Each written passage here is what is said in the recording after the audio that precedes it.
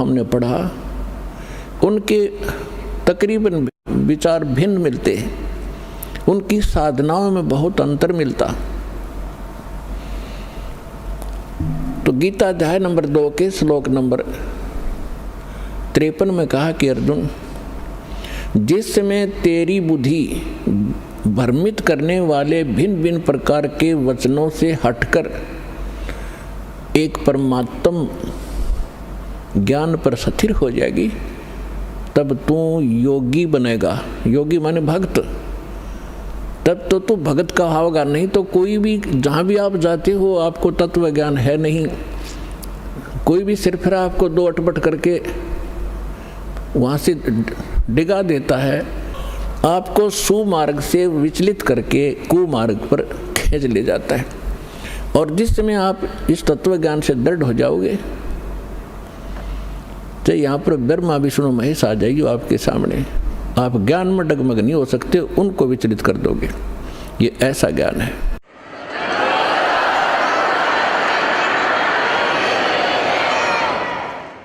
और तभी हम अपनी मंजिल पर पहुंचेंगे। रास्ते में ना जाने कितने ठग मिलते हैं भ्रमित करने वाले, तो फिर हम भ्रमित नहीं होंगे तो हम सुमार्ग पर अपने घर पहुंच जाएंगे, सतलोक चले जाएंगे, सदा हम सुखी हो जाएंगे जहाँ से हम आए हुए हैं। अभी तक हमें यही नहीं मालूम था हम आए कहाँ से हैं, हम यहाँ जन्म और मर क्यों रहे हैं। सारा जीवन हम डिवोट कर देते हैं अपने कोठी और बंगले बनाने में, अपने बच्चों के साथ प्रेम में रहने के लिए। हर एक सेकंड में ना बच्चे रहते हैं, ना वो कोठी रहती है, ना वो बैंक बैलेंस साथ जाता है। साथ जाते हैं वो कर्म पाप के जो सारे जीवन में इकट्ठे करी और भक्ति करी नहीं, नेक्स्ट जीवन उसका बहुत बुरा होगा। तो हमें परमात्मा के ज्ञान से भूत, वर्तमान और भविष्य की जानकारी हुई। अब कोई तो एक ही व्यक्ति है, मानव शरीर सभी का समान है, कर्म में कितना अंतर है। तो ये कर्म किए कब थे? कभी पिछले जन्मों में, भूतकाल के अंदर। तो भूतकाल आज का वर्तमान ही भूतकाल बनेगा और आज के वर्तमान से हमारा भविष्य बनेगा। इसलिए सत्संग में आने से, परमात्मा के तत्व ज्ञान से परिचित हो जाने से प्राणी अपने उद्देश्य को प्राप्त करता है, समझता है कि मनुष्य का उद्देश्य क्या था। तो पुण्यात्माओं, आपको सत्संग मिला, सतगुरु मिले। सतगुरु उसे कहते हैं जो सच्चा ज्ञान बतावे और सदग्रंथों पर आधारित हो। इस दास के जितने वचन होंगे उन महापुरुषों की वाणी जिनको भगवान मिले, और वो हमारे प्रमाणित सदग्रंथ होंगे जिनको हम आज तक श्रेष्ठ और सत्य मानते रहे हैं। श्रीमद् भगवद गीता अध्याय नंबर 16 के श्लोक नंबर 23-24 में कहा कि अर्जुन, शास्त्र विधि को त्याग कर जो मनमाना आचरण करते हैं उनको न तो कोई सुख होता है, न कोई सिद्धि प्राप्त होती है, और न उनको कोई गति प्राप्त होती है। और हम इन तीन वस्तुओं के लिए ही भक्ति करते हैं, मोक्ष हो, संसार में हम सुखी रहें, और हमें कुछ सिद्धि प्राप्त हो। सिद्धि माने हमारे कार्य सिद्ध हों, और सत्य भक्ति के अंदर ये सिद्धियाँ आ जाती हैं जिन सिद्धियों के आधार से एकाध सिद्धि को प्राप्त करके ये ऋषिजन हमें अपने पीछे लगाए रहा करते थे। तो हमने उन सिद्धियों का प्रयोग नहीं करना, वो आपके इस जीवन काल में ऑटोमेटिकली काम करते रहेंगे। आपके कार्य सिद्ध होंगे, आप पर आने वाली जो बला टलेंगी वो भक्ति की सिद्धि से ही होता है। तो पुण्यात्माओं, सत्संग में आने से प्राणी को ज्ञान होता है परमात्मा का विधान सुनने से ही। मानुष जन्म दुर्लभ है, ये मिले न बारंबार, जैसे तरवर से पत्ता टूट गिरे वो बहोर न लगता डार। मानुष जन्म पाके जो नहीं रट हरि नाम, जैसे कुआ जल बिना फिर बनवाया क्या काम। कबीर राम रटत कोड़ी भलो, चू चू पड़े जो चाम, वो सुंदर शरीर किस काम का, भाई जा मुख नाही नाम। कबीर जिह्वा तो वाहे भली, जो रटे हरि नाम, नहीं तो काट के फेंक दियो, मुख में बलो न चाम। परमात्मा की जानकारी, मनुष्य जीवन का उद्देश्य सत्संग से ज्ञान होता है, और अभी तक हमें सत्संग मिला नहीं। जिन महापुरुषों को हम विद्वान मानते थे, उनको अध्यात्म मार्ग का कुछ भी ज्ञान नहीं था। वो केवल संस्कृत भाषा जानते थे। उसके विषय में सूक्ष्म वेद में कहा कि भेड़ पूछ को पंडित पकड़े, भेड़ पूछ को पंडित पकड़े, ये भादो नदी विहंगा, गरीबदास व भवजल डूबे, जिन नहीं साध सत्संगा। परमेश्वर कबीर साहब कहते हैं, कबीर इस संसार को समझाऊं कै बार, और पूछ पकड़ के भेड़ की, ये उतरा चाव पार। जैसे भादों के अंदर बहुत वर्षा हुआ करती है, दरिया अपने फुल स्विम पर बहकर चलती है, किनारों को छूता हुआ भयंकर जल चलता है, तेज बहाव होता है। उस दरिया को पार करने के लिए यदि कोई ये कहे कि भेड़ की पूंछ पकड़ दे, ये तुझे परले पार कर देगी, और उस व्यक्ति को जानकर जान के कोई भेड़ की पूंछ पकड़ कर दरिया में चले जाता है, तो अंडरस्टूड है उसके साथ के बनेगी। तो यहाँ परमात्मा कहते हैं, कबीर इस संसार ने समझाऊं कै बार, और पूछ पकड़ के भेड़ की, ये उतरा चाव पार।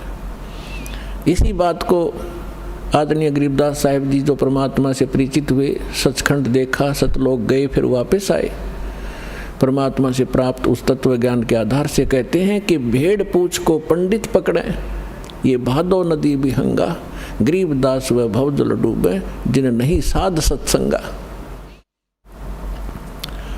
जिनको संत का सत्संग नहीं मिला, वो इस भवजल रूपी दरिया के अंदर डूब जाते हैं।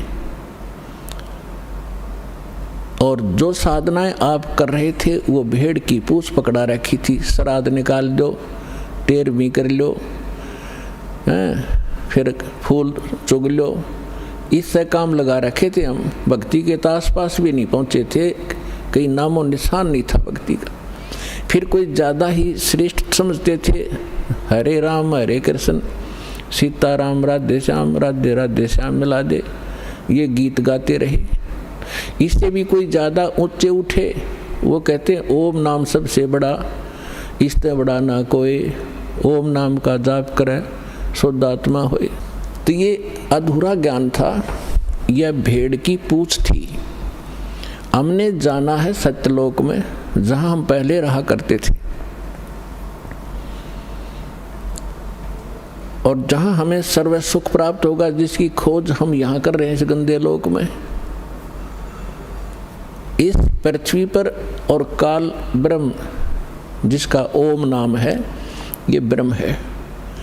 इससे ऊपर दो शक्तियां और हैं ब्रह्म से ऊपर, एक पर ब्रह्म, एक परम अक्षर ब्रह्म। इन्हीं को अन्य शब्दों में कहते हैं, जैसे ब्रह्म को कहते हैं सरपुरुष या सरब्रह्म। श्रीमद् भगवद गीता अध्याय नंबर 15 के श्लोक 16 और 17 में इन तीन पुरुषों की, तीन प्रभुओं की जानकारी है। हमारे जो गुरु थे, हमारे ऋषि महर्षि थे, ये हमारे सदग्रंथों अपने सिलेबस से परिचित नहीं थे, ये खाक टीचर थे। जो टीचर अपने सिलेबस से परिचित नहीं है, वो टीचर नहीं है, वो लोक वेद सुनाया करते थे। और जिस आधार से हमने, हमारे पूर्वजों ने जीवन नाश कर दिए, आज वो पशु पक्षी भूत योनियों में भोग रहे हैं। और अब उनको राहत दिलाने के लिए कहते हैं श्राद्ध निकाल दो, फलान कर दो। अब वो मनमाना गधा बन रहा हो और यहाँ उसके श्राद्ध निकाल रहे। ये कोई बात हुई? हम शाने नहीं थे, हमें ज्ञान नहीं था, तो परमात्मा ने दया बख्शी है, आपको शिक्षित किया और शिक्षित करके फिर दास को इस ज्ञान से युक्त किया। उससे पहले आपके लिए ये इंस्ट्रूमेंट बनवाए ताकि ये बच्चे घर बैठे समझ सकें, सदग्रंथों को रूप कर किया जाए। अभी तक हम शिक्षित ना होने से एक सिरफरा 4 वाणी 4 श्लोक गीता या वेद के घोट लेता, हम उसके मुंह की तरफ देखते रहते, बड़ा विद्वान है, वाह भाई वाह, बड़े संस्कार जानता है। भाषा का जानना अलग चीज है, अध्यात्म का जानना ये विशेष ज्ञान है। तो जो प्रसंग चल रहा था कि जब तक हम अपने सदग्रंथों से परिचित नहीं होंगे तब तक हमें विश्वास नहीं होगा कि सचमुच हम जो सुना करते थे वो सत्य था या असत्य था। क्योंकि आज हम शिक्षित हैं, सदग्रंथ हमारे पास हैं, जिनके ऊपर आज तक हम लाखों वर्षों से आधारित रहे हैं, आज वही हमें क्या संदेश दे रहे हैं तो 1 मिनट में समझ जाओगे, क्योंकि परमात्मा ने आपको शिक्षित बनाया है। तो यहाँ समस्या हमारे सामने यही अड़ी रही कि हम स्वयं परमात्मा के ज्ञान से परिचित ना होने से ऐसे ही भटकते रहे, किसी ने जो मार्ग दिया उसी को हम जाप करने लगे। तो यहाँ 3 पुरुष हैं, एक सरपुरुष, सरब्रह्म भी कहते हैं इसी को, दूसरे शब्दों में इसको ईश कहते हैं। ईश, ईश्वर, परमेश्वर, ये 3 अलग अलग प्रभुओं की जानकारी है। ब्रह्म, परब्रह्म, परम अक्षर ब्रह्म, इन्हीं को अन्य शब्दों में सरपुरुष, अक्षर पुरुष, परम अक्षर पुरुष या परम अक्षर ब्रह्म कहो। जो तीसरे नंबर का परमात्मा है वो है सबके लिए पूज्य इष्ट रूप में। और बाकी जितने भी ये प्रभु हैं, स्वामी हैं, पहले आपको थोड़ा सा डेफिनेशन ऑफ गॉड बताएंगे कि परमात्मा की परिभाषा क्या है। हम जैसे गणेश जी को भी देव कहते हैं, गणेश देव, ब्रह्मा जी को भी हम भगवान कहते हैं, विष्णु जी को भी भगवान कहते हैं, शंकर जी को भी हम देव कहते हैं, महादेव कहते हैं। फिर ब्रह्म को भी हम भगवान कहते हैं, जिसको निराकार निर्गुण कहा करते थे हमारे गुरु। तो ये सभी प्रभु हैं, ये सभी स्वामी हैं। जैसे एक तहसीलदार जी को भी साहब कहते हैं, एक डिप्टी कमिश्नर को भी साहब कहा जाता है, कमिश्नर भी साहब कहलाता है, और मंत्री जी को भी साहब कहते हैं, मुख्यमंत्री जी को भी हम साहब कहते हैं, प्रधानमंत्री जी भी साहब कहलाते हैं, और राष्ट्रपति जी भी को भी हम साहब ही कहते हैं। साहब जैसे हम देव कहते हैं, देव कहो, राम कहो, साहिब को हम सत साहिब कहते हैं। जैसे हम कभी विशेष मूड में होते जब कहा करते हैं सच्चे मालिक, सच्चा मालिक कहो, सत्य साहिब कहो। साहब माने भगवान, सत्य माने सच्चा, अविनाशी। तो ये सभी साहब हैं, लेकिन अपने अपने सत्र के साहब हैं। तहसीलदार एक तहसील के अंदर उस सत्र का मालिक है, और इसी प्रकार अन्य जानो, मंत्री अपने एक स्टेट के अंदर एक विभाग का स्वामी है, मालिक है, साहब है। इसी प्रकार मुख्यमंत्री एक राज्य का साहब है, प्रधानमंत्री कई राज्यों के ऊपर मालिक है, साहब है। ऐसे राष्ट्रपति जी को जानो। तो इसी प्रकार ये जितने भी देव हैं अपने सत्र पर ये आदरणीय हैं। जैसे तहसीलदार जी है, उसको भी आप प्रणाम कीजिए, आदर से व्यवहार कीजिए, वो भी आपका काम करेगा। और इसी प्रकार मंत्री जी हैं, मंत्री जी का भी सत्कार कीजिए। यदि आपका प्रधानमंत्री जी के साथ संपर्क है तो ये कहने की आवश्यकता नहीं, ना बताने की, कि नीचे के साहब फिर कितनी आसानी से काम किया करते हैं, करना तो उन्होंने ही है। तो आज आपका मेल उस समर्थ शक्ति से हो चुका है। और जो उस समर्थ शक्ति की शरण में आ जाते हैं, फिर नीचे के जितने भी राम हैं, जितने भी ये देव हैं, आपके काम को बहुत आसानी से करते हैं। करना इन्होंने ही है,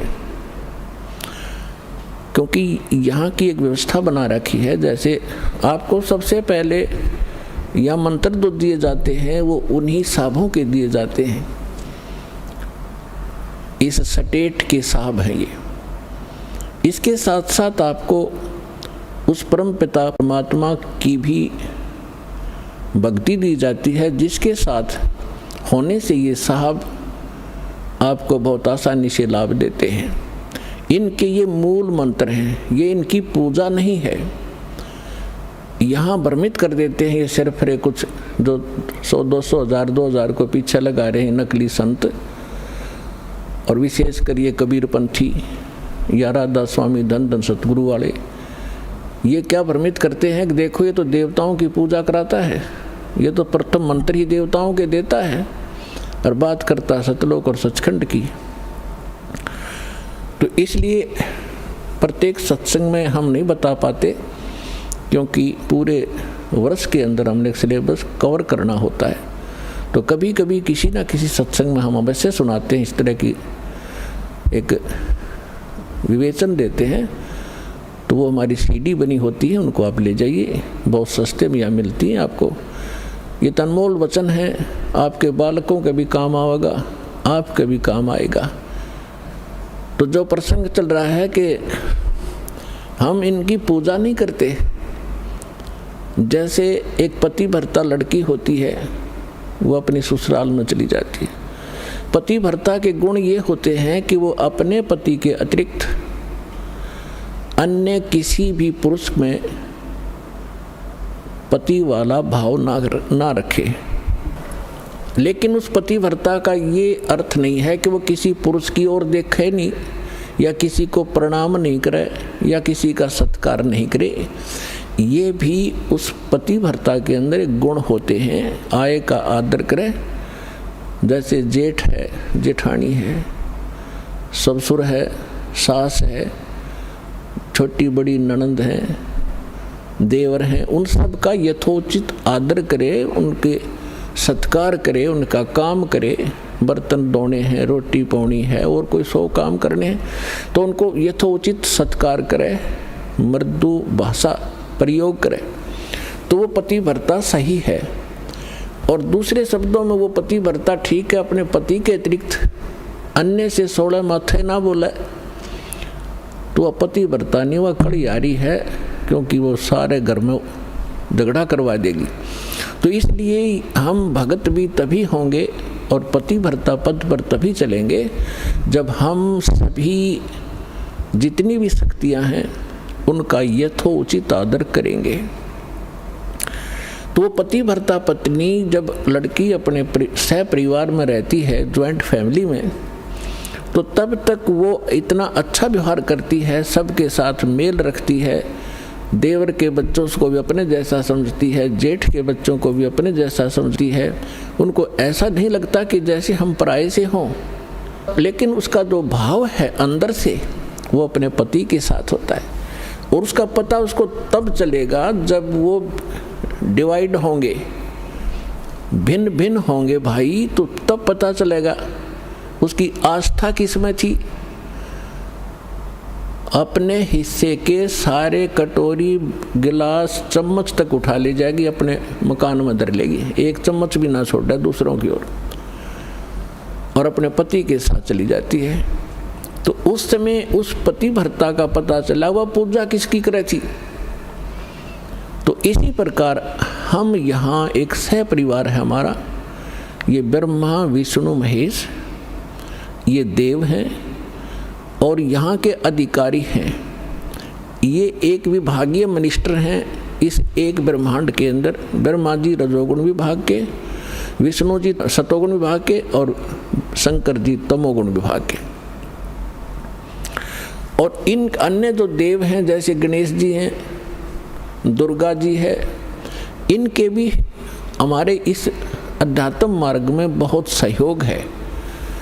अब इनका जैसे हमने अपने सतलोक जाना है, सब लोग जाना है। जैसे हम विदेश गए हों और हमने अपने देश में आना है और वहाँ हम कोई ऐसा बिजनेस व्यापार कर रहे थे, किसी कारण से हमारा वहाँ नुकसान हो गया, बिजली का कनेक्शन कट गया, टेलीफोन सुविधा बंद होगी, गैस की बंद होगी, तो हम कंगाल हो गए, हमारे सब सुविधाएं समाप्त हुई, हम महा दुखी हुए। और वहाँ से आप जब तक उनका सारा लोन क्लियर नहीं कर दोगे, आने नहीं देंगे, आपको नो ड्यू सर्टिफिकेट नहीं मिलेगा। का कनेक्शन करवा देता है और उसका मेहनत मजदूरी करके अपना बिल भरना शुरू करो, वो सुविधाएं प्रारंभ हो जाएंगी और फिर से वो धनी हो करके और सब कर्जे से मुक्त हो करके और बची हुए धन को साथ लेकर के स्वदेश आ सकता है। ठीक इसी प्रकार हम इस काल के लोक में बहुत बड़ी पूंजी लेकर आए थे। हम बहुत बड़े साहूकार के बेटे थे, बेटियां थी सतलोक के अंदर। हम अपनी गलती से उस पूंजी समेत, अपने पुनों समेत इसके साथ आ गए। ये एक बहुत छलिया यहाँ का मालिक है, ये सारे काम छल से करता है और आपकी ही मजदूरी से कुछ टैक्स लेकर अपने 21 ब्रह्मांड को चला रहा है। कबीर साहब कहते हैं, मेरे हंसा भाई अंश रूप था जब तू आया। जब तू वहाँ से आया ना हमारे पास से, एक बहुत पवित्र आत्मा थी, कोई विकार नहीं था, तेरे पास आध्यात्मिक धन परिपूर्ण था। आज तू बिल्कुल खाली हो चुका है और गधे तक की योनि में जा चुका है पुनों के अभाव से। तो उन पुनों को पुनः प्राप्त करेंगे हम, उतने ही भक्ति युक्त होंगे जितने हम प्रारंभ में थे। तभी हम स्वदेश जा सकते हैं। बीच में हमने यहाँ से जाने का टैक्स भी देना है, किराया भी देना। जैसे जहाज से आते हैं तो वो किराया भी देना होता है और फिर पूंजी उससे अलग होती है। इसी प्रकार आपको ऐसी साधनाएं दी जा रही हैं परमात्मा ने, जो वास्तविक भक्ति थी वह अभी तक छुपा रखी थी, क्योंकि हम समझण योग्य नहीं हुए थे। और यदि आज से पहले परमात्मा ये मंत्र डिस्क्लोज कर देते तो ये नकली पंथ जो काल न चलवा रखे हैं, इनके पास भी वो मंत्र होते और यही ज्ञान होता। और वो अधिकारी थे नहीं, अधिकारी के बगैर कोई काम सफल नहीं हो सकता। जैसे एक पासपोर्ट बनवाते हैं, पासपोर्ट भी यदि अधिकारी से बना हुआ होगा तो आगे चलेगा, नहीं तो जब समय आने पर उसका पता चलेगा कि पासपोर्ट ही डुप्लीकेट है तो बहुत देर हो चुकी होगी और जेल भी जाना पड़ेगा। तो परमात्मा ने दया बख्शी थी कि ये अभी तक ये मंत्र गुप्त रखे थे। इसके पीछे बहुत बड़ी कहानी है, वो सृष्टि रचना से आपको पता चलेगा, समय आने पर बताएंगे। तो प्रसंग चल रहा है कि परमात्मा ने दया बख्शी आपको। जब 600 वर्ष पहले मालिक आए, परमात्मा वाले ही गुण रखता है। अब जैसे बर्फ़ के गुण हैं, बर्फ़ तो बर्फ़ के गुण ही रखती है, उसको उसके निकट जाओगे तो वैसा ही आभास होगा। इसी प्रकार परमात्मा जो गुण रखता है वो वैसे ही लीला करता है जैसी वो किया करता है।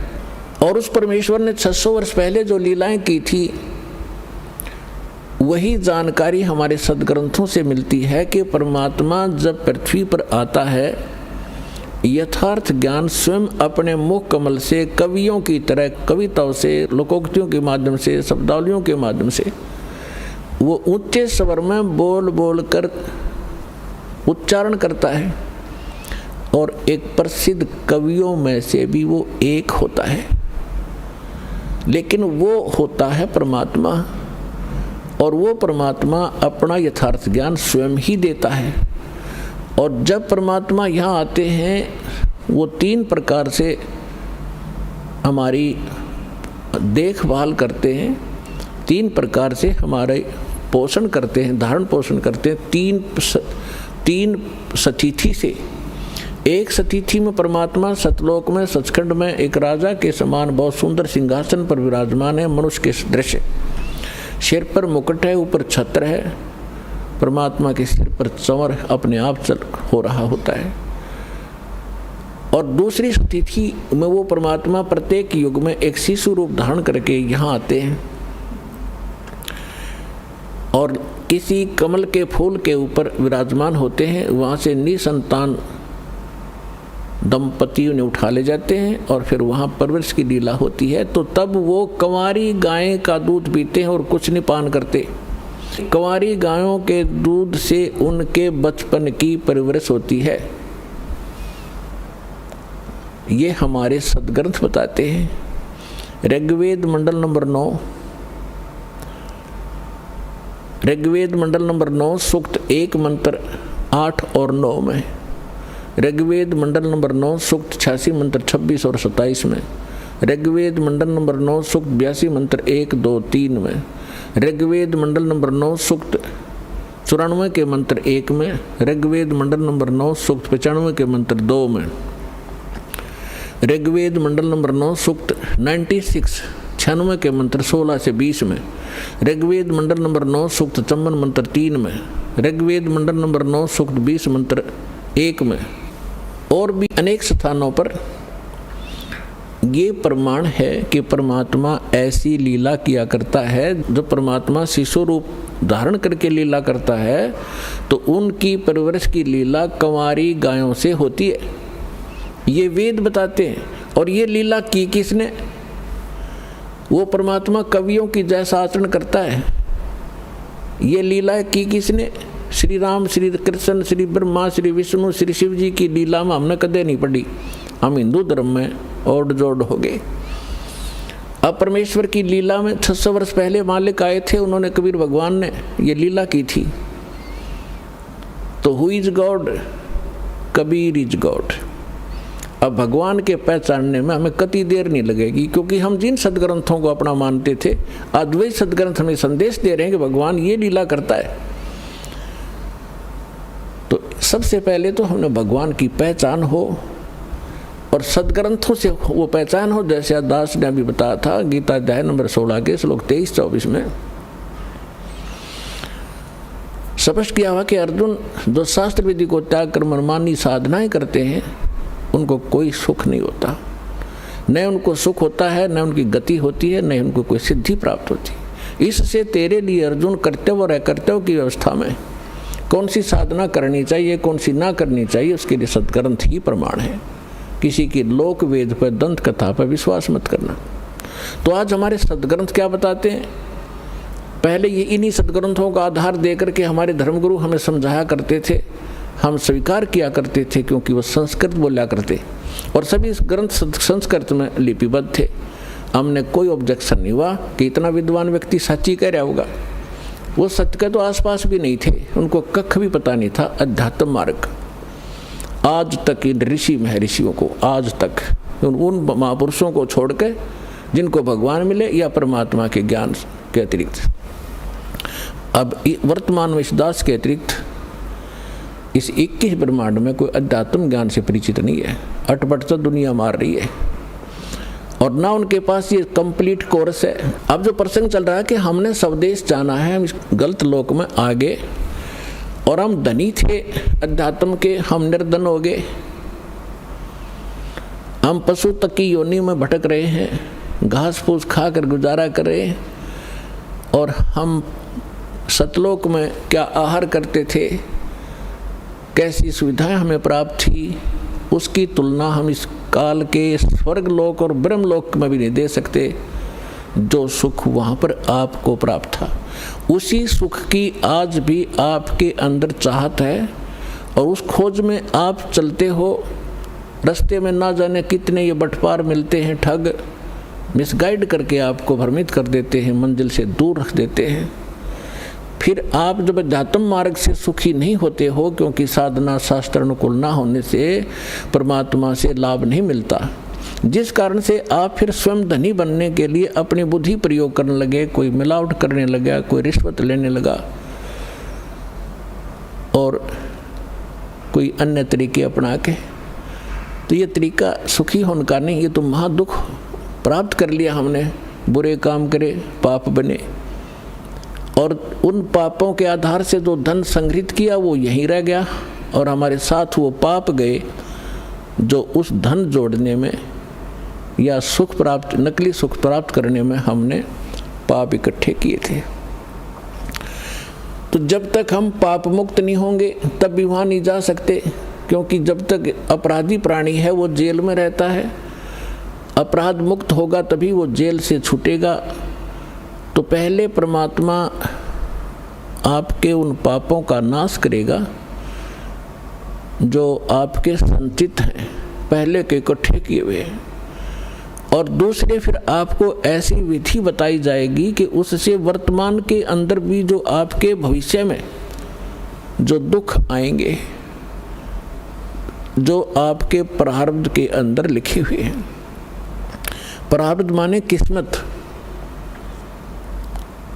प्रारब्ध को वैसे डिफाइन करने के लिए इस प्रकार बताते हैं कि पिछले जन्म जन्मांतर के आपके पुण्य और पाप संग्रहित हैं, उनमें से आपकी एवरेज रेशो लेकर जिसके पाप गणे इकट्ठे हैं उसमें से उसी रेशो से पाप ज़्यादा ले लिए, और जिसके पुण्य थोड़े हैं उसी रेशो से पुण्य ले लिए।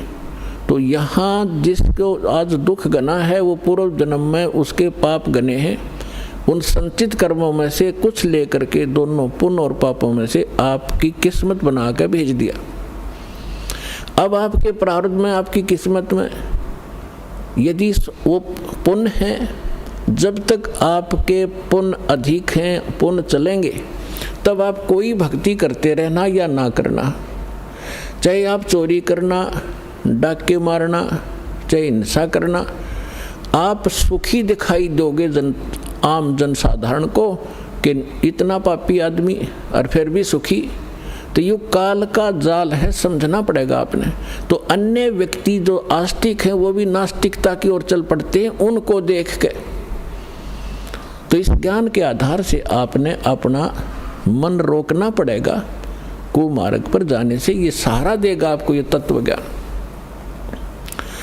और जिस समय उस व्यक्ति के पुण्य क्षीण हो जाएंगे फिर पाप का दौर चलेगा, फिर देखना उसकी कैसी दुर्गति होगी, और फिर उसके पास समय बहुत कम होगा, और कहीं वो समाधान के लिए जाएगा तो ये नकली संत मिलेंगे, उनसे करवा कर जंतर मंत्र लेकर नाम दीक्षा, आखिर में वो मर ही जाएगा उस दुर्गति के साथ। और जब हम सत साधना करेंगे परमात्मा हमें मिलेंगे, सतगुरु मिलेगा, सतगुरु हमें फिर वो सत ज्ञान देगा, सत साधना देगा, जिससे आपके पाप नाश होंगे। अब आपके प्रारब्ध में जैसे आप दुखी हो तो पाप से हो, सुखी हो पुण्य से हो, अंडरस्टूड है। इस बात को आम व्यक्ति थोड़ा सा भी धार्मिकता के अंदर रुचि रखता है उसको पता है कि पाप से दुख होता है और पुण्य से सुख होता है यहाँ का।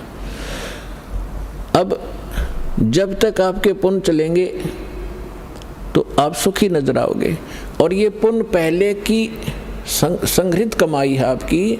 जैसे इन्वर्टर आज सबके घर हो रहा तकरीबन, नहीं जानकारी ज़रूर है सभी ने। उसके अंदर बैटरियां होती हैं, उनको चार्जर के माध्यम से लाइट में बिजली में लगा कर चार्ज किया जाता है, तो बैटरियों के अंदर वो एनर्जी स्टोर हो जाती है।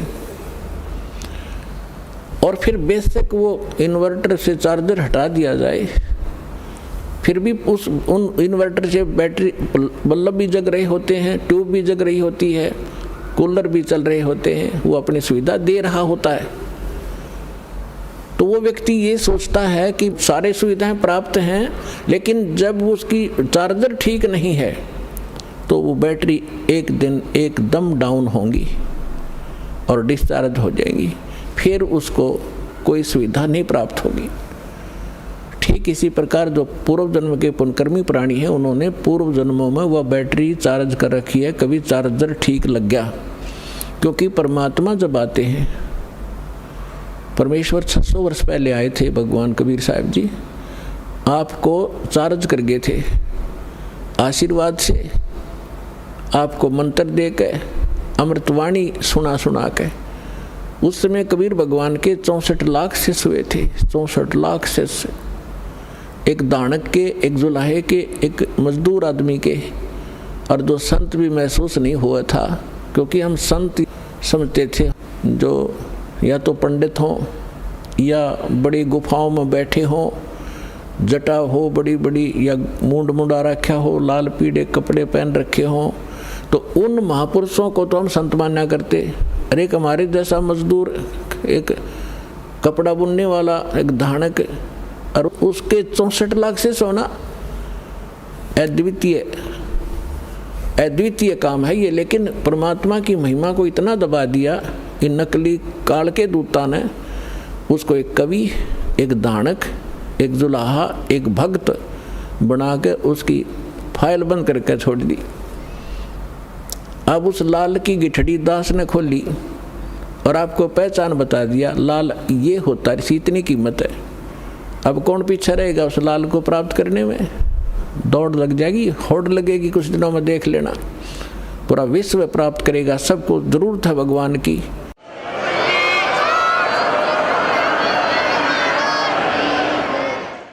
भटक रहे हैं, दुख पा रहे हैं, भक्ति भी कर रहे हैं। तो 64 लाख से सोए थे। उस समय परमात्मा ने अपने आशीर्वाद से अपनी वाणी सुना सुना के प्रथम मंत्र दिया, बस वो शेष 2 मंत्र नहीं दिए थे परमात्मा ने। तत् और सत्य ये गुप्त रखने थे। सतनाम नहीं दिया भगवान ने आपको। क्यों नहीं दिया? क्योंकि आप उस समय परमात्मा के पहचानने योग्य नहीं थे। और परमात्मा ने उस समय कहा था कबीर साहब ने कि 5500 वर्ष जब कलयुग बीत जाएगा धर्मदास, तब मैं दोबारा आऊँगा और सारे जितने भी नकली पंथ हैं या हम जितने भी मानव धर्मों में बट गए हैं, इनको ऐसा ज्ञान दूंगा ये ऑटोमेटिकली एक हो जाएंगे। पहले एक थे, एक से अनेक हो गए, अब इस ज्ञान से ये फिर एक होंगे और पूरा विश्व ये भक्ति करेगा और सबका कल्याण होगा जो मर्यादा में रहेंगे।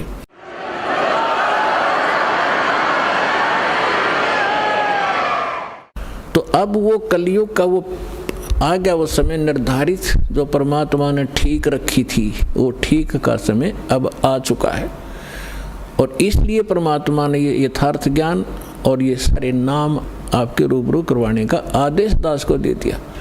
तो उस समय परमेश्वर ने आपकी बैटरी चार्ज करी थी और वो बैटरी चार्ज करके आपके अभी तक उसी चार्ज से आपको मनुष्य जीवन प्राप्त होते हुए आ रहे हैं।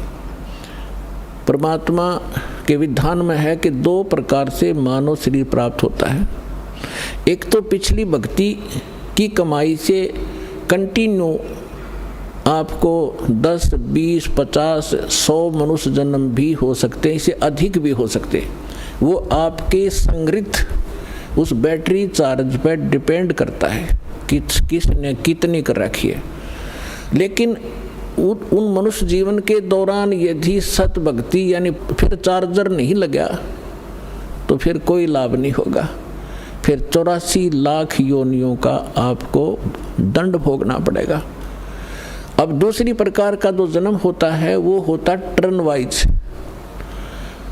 एक नंबर आधार से आपको परमात्मा ने विधान बनाकर छोड़ दिया था इसके लिए कि एक मानव शरीर प्रत्येक जीव को अवश्य प्राप्त होगा। 84 लाख प्रकार के कुत्ते, गधे, सूअर की योनियां भोग के और फिर एक मानव शरीर आप उस प्राणी को अवश्य प्राप्त होता है। तो कुछ तो ऐसे मानव शरीर प्राप्त प्राणी हैं जो टर्न वाइज मानव शरीर प्राप्त है, और एक वो हैं जो पिछले बैटरी चार्ज थी, उस पिछले संस्कारों से मनुष्य जीवन कंटिन्यू आ रहा है आपका। तो जिनका जो पिछले जन्म में मनुष्य से ही मनुष्य जीवन प्राप्त किया है, आज उनके अंदर भक्ति की कसक ज्यों की तो है, और वही पुण्यात्माएं भटक रही हैं भगवान के लिए। तो परमात्मा की चाह में वही चलती हैं क्योंकि उनके अंदर वो कसक विद्वान रहती है, वो भूल नहीं पड़ती उनको। तो कोई तो बचपन से ही कोई ना कोई व्रत रखने लग जाता है, परंपरागत साधनाएं करते हैं, फिर जैसा भी कोई चलता फिरता भी कोई मार्गदर्शक मिल जाता है वो भी स्वीकार कर लेते हैं। फिर संतों के पास जाते हैं, सुनते हैं कि भाई गुरु बिन मोक्ष नहीं होता। फिर उन संतों के पास भी वही पुण्यात्माएं जो पूर्व जन्म से मानव शरीर से ही आए हैं वही भटक रहे हैं, उनके अंदर चाह है, कसक है भगवान की, वही इन धार्मिक स्थलों पर जा रहे हैं, वही इन नकली संतों का फंस गए। अब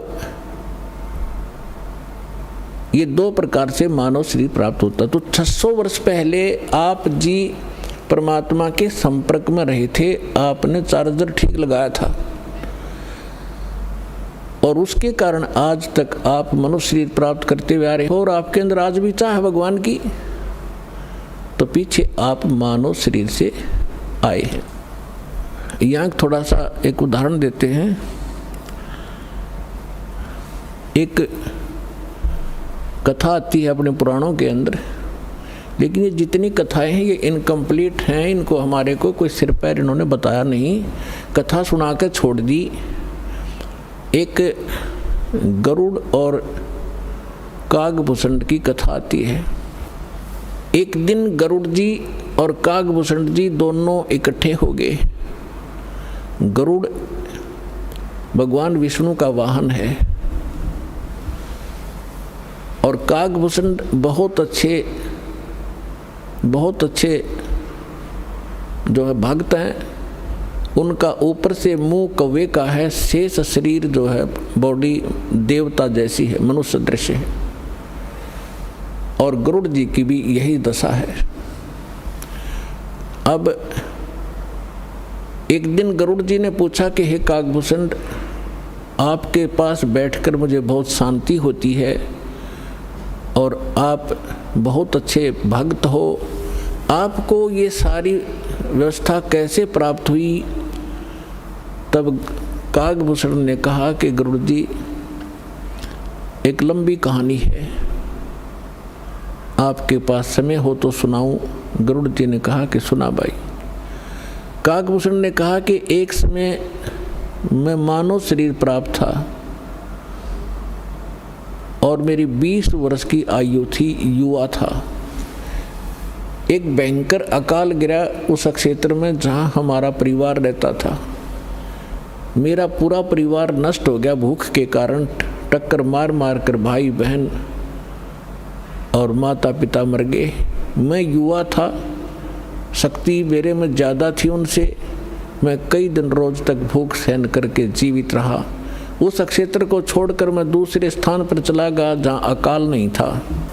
वहाँ पेट भर अन्न खाया, लेकिन हृदय में एक ऐसी चोट लग गई कि ये क्या जीवन है यहाँ का। कल तक हम भाई बहन माता पिता के साथ बड़े प्यार से खेल रहे थे, रह रहे थे, एक दूसरे से बगैर एक पल भी दूर नहीं हो सकते थे। और आज ना माँ रही, ना बाप रहा, ना बहन रही, ना भाई रहे।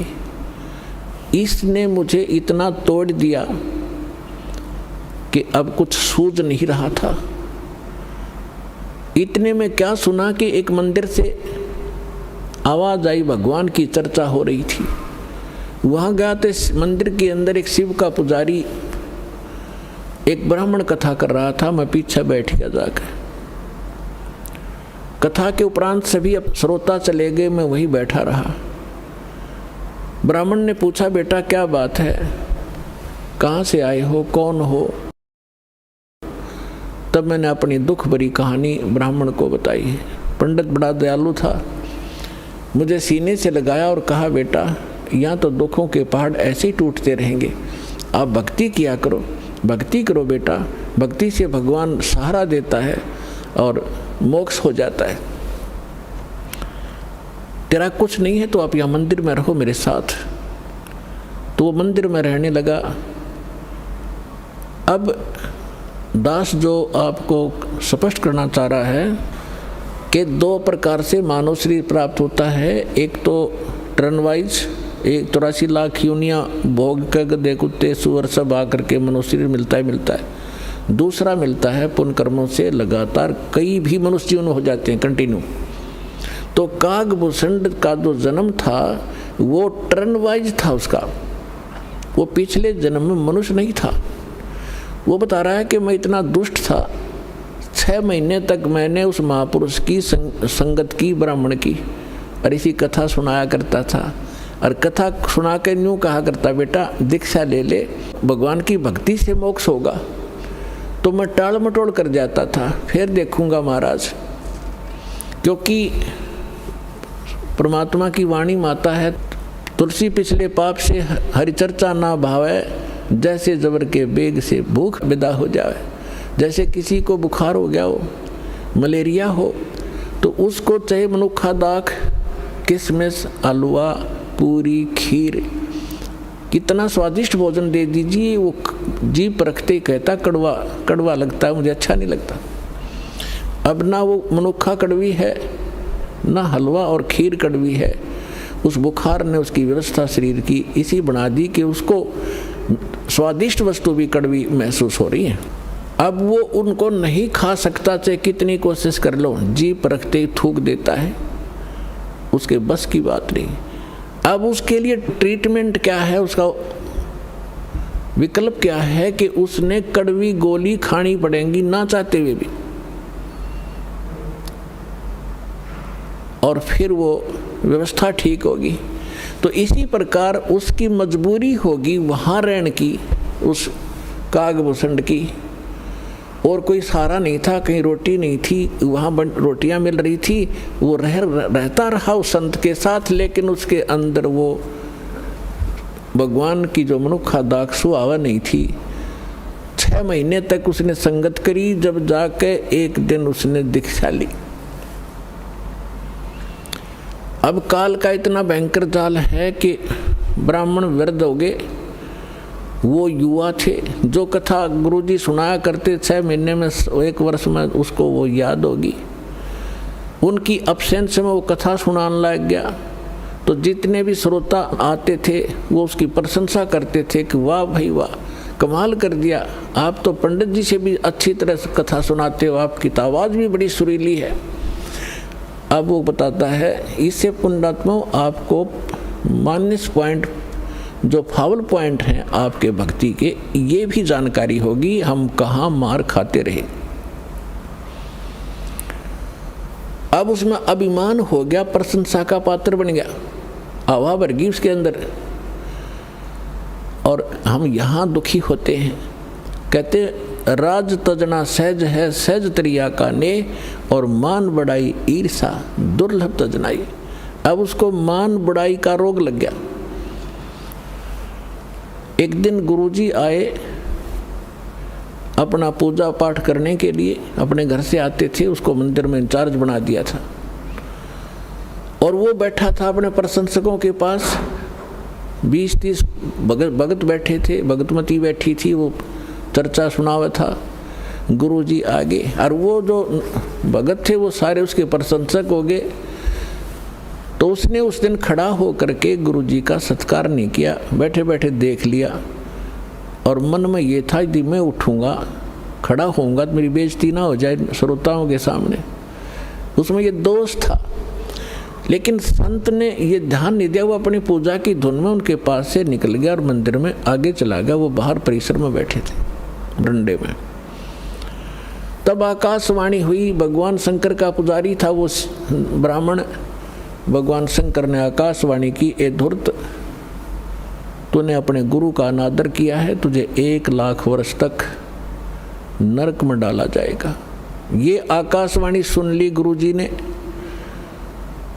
अपना आत्माओं, कबीर साहब कहते हैं, बहुत प्यारा बालक माँ का, उससे बढ़कर शिष्य गुरुओं का। अब पिता को पुत्र पुत्री बहुत अच्छी प्यारी लगते हैं, माँ को पिता से भी 100 गुना प्रेम होता है अपने बच्चों में, बेटा और बेटियों में। और यहाँ ये भी साथ में सिद्ध होता है कि गुरु जी को अपने शिष्य उन माँ से भी 100 गुना प्यारे होते हैं, कि ताकि इनका कल्याण हो, क्योंकि वो भविष्य की जानकारी रखता है कि यदि ये इस भक्ति पर सफल नहीं हुए तो इनके ऊपर के कर टूटेगा। इसलिए उस भविष्य के दुख को जानकर आपको इतना प्यार देता है कि ये इस भक्ति पर जुड़े रहें और कहीं इनका इतना मोह बनाता है कि कहीं ये डगमग ना हो जाए, इनका भविष्य नाश हो जाए, दुर्गति होगी इन बालकों की। फिर तो इस प्रकार उस संत ने आकर महात्मा ने कहा कि बेटा क्या गलती होगी, भगवान क्यों अक्षुब्ध हुए तुझसे? अरे अक्षमा याचना कर भगवान से। आप भी खड़े हो गए और उससे भी कहा, और कहा है भगवान बालक है, भूल पड़ गई होगी, आपका बच्चा है, अक्षमा करो, आप तो दयालु हो, आप तो कृपालु हो, महादेव हो। फिर आकाशवाणी की कि इसने अपने गुरु का अपमान किया है, ये मेरी बर्दाश्त से बाहर है। जब ये गुरु का आदर नहीं कर सकता तो मेरे लोक में आवेगा, यहाँ भी यो उस भस्मासुर जैसे काम करेगा। ऐसे दुष्ट को मैं कैसे एक्सेप्ट करूँगा? तो जैसा आज ये गुरु के प्रति इसका व्यवहार है, ऐसा ही मेरे प्रति होगा। पुण्यात्मा परमात्मा कहते हैं, गुरु मानुष कर जानते ते नर कहिए अंध, और होवे दुखी संसार में अज्ञयम के फंद। परमात्मा आपकी ट्रायल लेता है कि ये थी इस दास के स्थान पर मैं होता तो ये सामने वाला मेरे साथ जैसा आज इसके साथ व्यवहार कर रहा है, ऐसा ही मेरे साथ करता। इस प्रकार आप जी को इन सत्संगों के माध्यम से वो भक्ति नाशक पॉइंटों से भी आगाह कराया जाता है कि जिस कारण से आपकी भक्ति इन कारणों से नष्ट होती है। फिर भी उन्होंने बार बार प्रार्थना करने से शंकर भगवान ने कहा कि जो मेरे मुख से वचन निकल गया अब ये वापस नहीं हो सकता। इतना अवश्य कर दूंगा तेरे गुरु जी की प्रार्थना पर कि उस नरक के अंदर तुझे यम के दूत दुखी नहीं करेंगे। रहना पड़ेगा 1 लाख वर्ष तक नरक में ही, उसको मैं बाहर नहीं कर सकता। अब यहाँ परमात्मा कहते हैं, मासा घटे ना तिल बध है, विद ना लिखे जो लेख, और सच्चा सतगुर मेट कर ऊपर मारते मेघ। तो ये भगवान केवल उतना ही कर सकते हैं, इससे वो कम और ज़्यादा नहीं कर सकते। जो उनकी किसी भी 3 ताप के कारण या प्रारब्ध के कारण जो भी उनको सुख या दुख है उतना ही मिलेगा। अब जैसे किसी मंत्री का मित्र हो कोई, उसकी सजा हो जाती है तो वो मंत्री उस सजा से मुक्त नहीं करा सकता, उसको जेल में तो रहना पड़ेगा। लेकिन उस मंत्री के प्रभाव से वहाँ के जेलर और कर्मचारी उसको कष्ट कति नहीं देंगे, ये अंडरस्टूड है। लेकिन रहना पड़ेगा जेल में ही। इस प्रकार कागभूषण बता रहे हैं कि मैं ऐसा नालायक था कि उससे पहले के आज मुझे पिछली इतिहास नजर आता है, क्योंकि मैं भक्ति पर हूँ। मैंने असंख्य जन्म खो दिए थे, जो टर्न वाइज मुझे असंख्यों जन्म मनुष्य के मिले, लेकिन भक्ति मैंने किसी भी जन्म में बीज नहीं बोया भक्ति का। और उस जन्म में मेरा भक्ति का बीज बो गया, और वो बीज बोने का, भक्ति का बीज पड़ने का कारण मेरे परिवार का नाश होना था। अगर वो परिवार नाश ना होता, वो परिवार के वो तो क्षेत्र ही नाश हो गया था, तो वो मेरे लिए वरदान सिद्ध हो गया। आज मुझे महसूस हो रहा है वो कष्ट ना आता तो मैं उस जन्म में भी भक्ति नहीं करता, इतना नीच था। अब कागभूषण कहता है, उसके बाद मेरा 1 लाख वर्ष के बाद फिर पुनः जन्म हुआ। भक्ति की कसक मेरे अंदर फिर भी बनी रही।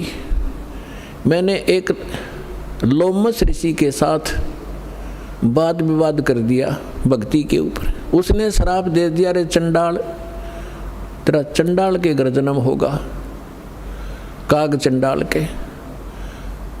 तो कहता है कि मेरे मन, जब गुरुजी ने मुझे ऐसा क्रोध से वचन बोला, मेरे को क्रोध नहीं हुआ, मैं समझ गया कि बात बिगड़ गई। मेरे मन में क्रोध नहीं आया, ना दुख हुआ, मुझे एहसास हुआ कि मेरे से भारी गलती बन गई। तो मैंने उनके तरफ करबद्ध होकर के हाथ जोड़ के ऐसे मायूस सा बनकर कहा कि हे ऋषि जी, जन्म तो दास को कहीं दे देना, पर एक वरदान भी दे दो कि मेरी भक्ति भूल ना पड़े। तो उसने कहा, भाई ठीक है, तेरा जन्म तो होगा चंडाल का, लेकिन ये आशीर्वाद दे देता हूँ कि तेरा याद बनी रहेगी भगवान की। तो फिर काग चंड के घर ये जिसका जन्म हुआ, पूरा इतिहास बता रखा परमात्मा ने अपने सूक्ष्म वेद में।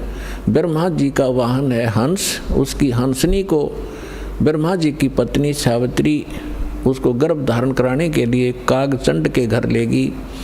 उनके संयोग से फिर कागभूषण का जन्म हुआ। ऊपर से मुंह काग का है, नीचे शरीर देवताओं जैसा है। फिर ये कहता है कि गरुड़ जी उसके बाद जो नेक्स्ट जन्म मेरा चंडाल के घर हुआ कागभूषण नाम से। उस जीवन में मेरे भक्ति की जबरदस्त कसक बनी रही। मैं घूम रहा था, भटक रहा था, गुरु भी बना रखे थे, ऋषियों के पास भी गया था और भक्ति भी कर रहा था। उसी दौरान मुझे एक जोगजीत नाम के महापुरुष मिले। उन्होंने मुझे सतलोक और सचखंड और बहुत आगे की जानकारी दी और उन्होंने मुझे एक ऐसा मंत्र दे रखा है, उसका जाप करता हूँ और मेरी बहुत लंबी उम्र उन्होंने बख्श दी है। तो पुण्यात्माओं, वो जोगजीत कौन थे? ये वो परमात्मा है कबीर साहब, हमारे परम पुरुष। ये भिन्न भिन्न रूप बना के भिन्न भिन्न नामों से यहाँ आते हैं और अच्छी आत्माओं को मिलते हैं, उनको भक्ति से युक्त करते हैं। तो जो प्रसंग चल रहा था कि जैसे आप पूर्व जन्म के पुण्यकर्मी प्राणी हो, उनको मनुष्य जीवन मिला है, तो वो आज भी भक्ति की कसक आप में विद्यमान है, आप भटक रहे हो। और कुछ ऐसे व्यक्ति हैं एक ही घर में, एक तो इस ज्ञान को सुनते ही भाग लेता है और दूसरे को समझाने की चेष्टा करते हैं तो भी वो नहीं मानते हैं, विरोध करते हैं। तने देवी देवता छोड़ दिए, तने बैठा दिया है, देवता रुष्ट हो जाएंगे, ये हो जाएगा, नुकसान हो जाएगा, या वो भक्ति करते ही नहीं है। तो इसका कारण बताया परमात्मा ने। कबीर साहब कहते हैं, सठ दल दोनों दीन का, दिल में दोष न धार, सतगुरु का कोई एक है, यू काल का सब संसार। जैसे कोयल जो होती है, ये कोयल अपना अलग से घोंसला बना के अंडे नहीं पैदा करती, क्योंकि अलग से वो अंडे देती है तो कौवे उसको खा जाते अंडों को। वो ऐसे सूझबूझ से अपना काम निकालती है। जो मादा काग कौवी कहीं अंडे उत्पन्न कर देती है, उस ताक में रहती है, और जब वो कभी बाहर जाती है अपना आहार करने के लिए, चुग्गा चुगने के लिए, तो पीछे से उसी के घोंसले में अंडे उत्पन्न कर देती है। अब वो कभी वापस आती है तो वो 2 के स्थान पर 4 अंडे पाती है, लेकिन वो समझ नहीं पाती है तेरा कौन सा है, दूसरा कौन सा है। तो उन सभी को वो उसको परिवरिश कर देती है, उनसे बच्चे निकाल देती है और उनमें उसका अपना सा मोह हो जाता है। और वो कोयल सामने देखती रहती है, उनके आसपास रहती है कि कब ये बच्चे उड़ने योग्य हों और फिर इनको मैं साथ ले जाऊं। जब वो देख लेती है कि ये बच्चे कुछ दूर तक उड़कर वापस आने लगे हैं, तब दूर वृक्ष पर बैठ के अपनी बोली बोलती है कुहू कुहू की। जो कोयल के बच्चे होते हैं वो उस आवाज़ से प्रभावित होते हैं और ऐसे चारों तरफ देखते हैं, उस आवाज़ के साथ वो खींचे चले जाते हैं। और जो काग वाले होते हैं उनका असर भी नहीं होता, वो अपने बैठे ऐसे ही, वो उड़कर चल पड़े। कोयल वाले काग वाले वहीं रह गए। अब कौवी दौड़ती है, उड़ती है पीछे पीछे उनके साथ कि मेरे बच्चे गए, तो कोयल और दूर चली जाती है, कुहू कुहू करती हुई उड़ती हुई, तो बहुत दूर निकल जाती है। कौवी वापस आ जाती है कि कहीं पीछे ये बच्चे तो गए सो गए, कहीं पीछे वालों को हानि ना हो जाए, उनको छोड़कर वह वापस आ जाती है। तो कोयल वाले बच्चे अपनी माँ की बोली पहचान कर उसके साथ चले जाते हैं और काग वाले वहीं रह जाते हैं। घर घर के अंदर आज ऐसी स्थिति हो चुकी है। जो परमात्मा के पूर्व जन्म के संस्कारी हंस हैं, परमात्मा की इस बोली को, कोयल की बोली को सुनते ही फड़क गए और भाग लिए सतलोक आश्रम की ओर। और वो भी अगर शाने नहीं हुए हैं, भी समझन जोगे जो शेष रह रहे हैं, ये भी हो सकता है, तो वो भी अगर कोयल के होंगे तो अवश्य सतलोक आश्रम बरवाड़ा में आना पड़ेगा उनको। तो ठीक इसी प्रकार पिछले संस्कार से आपको सब वस्तु प्राप्त हो रही है, लेकिन आगे की भी तैयारी करवानी है। जैसे कागभूषण का पिछला संस्कार नहीं था, ऐसा रीजन बन गया और उसके ऊपर इतना सत्संग की बौछार होगी, ना चाहते हुए भी उसने वहाँ रहना था, रोज ऋषि ने संत ने सत्संग करना था, उसका असर हो गया। अब जैसे किसी को सर्प डस जाता है और पहले मंत्रों से यंत्र ये सब जतन हुआ करते थे, गारुड़ एक मंत्र सिद्ध कर लेता है वेद का, और उस मंत्र से फिर वो विष उतारता है, तो उस जिसको सर्प ने डसा हुआ है वो अचेत पड़ा है, ना उस मंत्र की लैंग्वेज समझता है, ना आवाज़ सुन रहा है, लेकिन वो मंत्र फिर भी उसके ऊपर असर करके विष रहित कर देता है और वो सचेत हो जाता है। ठीक इसी प्रकार आज परमात्मा ने यही तरीका बनाया है, ऐसे साधन बना दिए, चिप बनवा दी, वीडियो ये DVD बनवा दी, सुबह दोपहर शाम की आरती कंपलसरी करनी पड़ेगी। अब घर के अंदर 2 सदस्य नहीं भी नाम लेना चाहते और ना सुनना चाहते, वो घर से बाहर कहाँ जाएंगे। आप अपनी आरती भी कर रहे हो, आप अपना मंत्र जाप भी कर रहे हो, आप परमात्मा की वाणी सत्संग भी चला देते हो देर सवेर, तो उनके ऊपर उस कागभूषण की तरह एक दिन असर होगा, और वो भी या राम नाम की कलम उनका भी चढ़ जाएगी एक दिन, और उनका पार होगा, क्योंकि भगवान का वचन है। तो ये तरीका अपनाया परमात्मा ने। परमेश्वर ने बताया कि हमारी काल के साथ वार्ता हुई थी, जब परमात्मा ने कहा था कि मैं नीचे के लोकों में जाके तेरी वास्तविकता बताऊंगा सभी प्राणियों को कि तू भगवान नहीं है, तू काल है, इनको खाता है, इसलिए तो इनको जन्मता और मारता है, पैदा करवाता और मारता है, असली भगवान कोई और है, वहाँ जाने का तरीका मैं बताऊंगा, ऐसा गुप्त मंत्र मैं लेकर आया हूँ। तब काल ने पैर पकड़ दिए, बहुत ज़्यादा जो है प्रार्थना की, परमात्मा ने स्वीकार की। इसने कहा कि भगवान 3 युगों में जीव ना ले जाना, कम ले जाना थोड़े थोड़े, और चौथे युग में कलयुग में कितने ही जीव ले जाना, इतनी दया मेरे पर कर दो। परमात्मा को भी पता था कि सतयुग त्रेता द्वापर में ये जीव गणे दुखी नहीं होते, और इनकी पूर्व जन्म की बैटरी चार्ज होती है, उसी से ये सुखी होते हैं, और ये सोच रहे होते हैं हम राम और कृष्ण की भक्ति कर रहे हैं, शायद इसी से सुखी हैं, तो इसलिए ये मेरे ज्ञान को स्वीकार नहीं कर पाएंगे। मालिक को मालूम था, तो इसलिए मालिक ने कहा था परमात्मा ने कि भाई ठीक है, चौथा युग जब कलयुग आई तब हम अपना अंश पठाई और काल फंद छूटे नरलोई, सकल सृष्टि परवानिक हुई। परमात्मा ने कहा था जब कलयुग के अंदर मैं अपना दास भेजूंगा और फिर ये काल के सब बंधन छूटेंगे और सारा विश्व मानव शरीरधारी प्राणी और साथ में जो मनुष्य जो पशु पक्षी हैं वो भी मनुष्य शरीर धारण करेंगे और वो सभी परमात्मा की भक्त नाम लेंगे। सकल सृष्टि परवानिक हुई, परवानिक माने दीक्षित होंगे। और कहते हैं कलयुग बीतते 5500 पाचा तब ये वचन मेरा होगा सच्चा, और कलयुग बीत जावे जब एता, सकल यानी सभी प्राणी परम पुरुष पद चेता। 600 वर्ष पहले मालिक की वाणी में लिखा हुआ है, कबीर वाणी में, सच्चिदानंद घन ब्रह्म की वाणी में यानी सूक्ष्म वेद में, उस तत्व ज्ञान में लिखा है, परमात्मा ने बोला था, धर्मदास जी लिखा था, उसमें कहा है कि जब चौथा युग जब कलयुग आई तब हम अपना अंश पठाई और काल फंद छूटे नरलोई, नर नारी सभी का काल का फंद छूटेगा। तो इसने जकड़ रखा है, मूर्ख बना रखा है, बस इतना ही सीमित कर दिया, ये तेरा बेटा है या तेरी बेटी है, ये तेरी कार या तेरी कोठी है, 1 मिनट में मृत्यु हो जा, छोड़ बेटा अब ये सब मेरी है, तू गधा बन। तो यह भूल या हमारे साथ इसने धोखा कर रखा था, इस ज्ञान से अब हमें खूब समझ में आएगा और हमारे बच्चे भी सुरक्षित रहेंगे, हम भक्ति करेंगे। परमात्मा की शरण में आने से हमारे प्रारब्ध के जो पाप आने हैं, मृत्यु होने या काल मृत्यु या कोई अन्य अंग भंग होना है वो नहीं होगा। अगर आप नियमित रहोगे, सच्चा विश्वास के साथ ही सत भक्ति करोगे तो वो दुख टलेंगे, आपके बच्चे आखिर तक आपके साथ रहेंगे जब तक, और वो भी मुक्त होंगे और आप भी होंगे यदि सारे भक्ति पर लग जाओगे। तो परमात्मा ने कहा था कि सकल सृष्टि परवानिक होई, काल फंद छूटे नरलोई, काल का जो बंधन है कर्मों से बांध रखा इसने और ये सब छूटेगा और सारी सृष्टि उपदेशी होगी। कलयुग बीतते 5500 पाचा।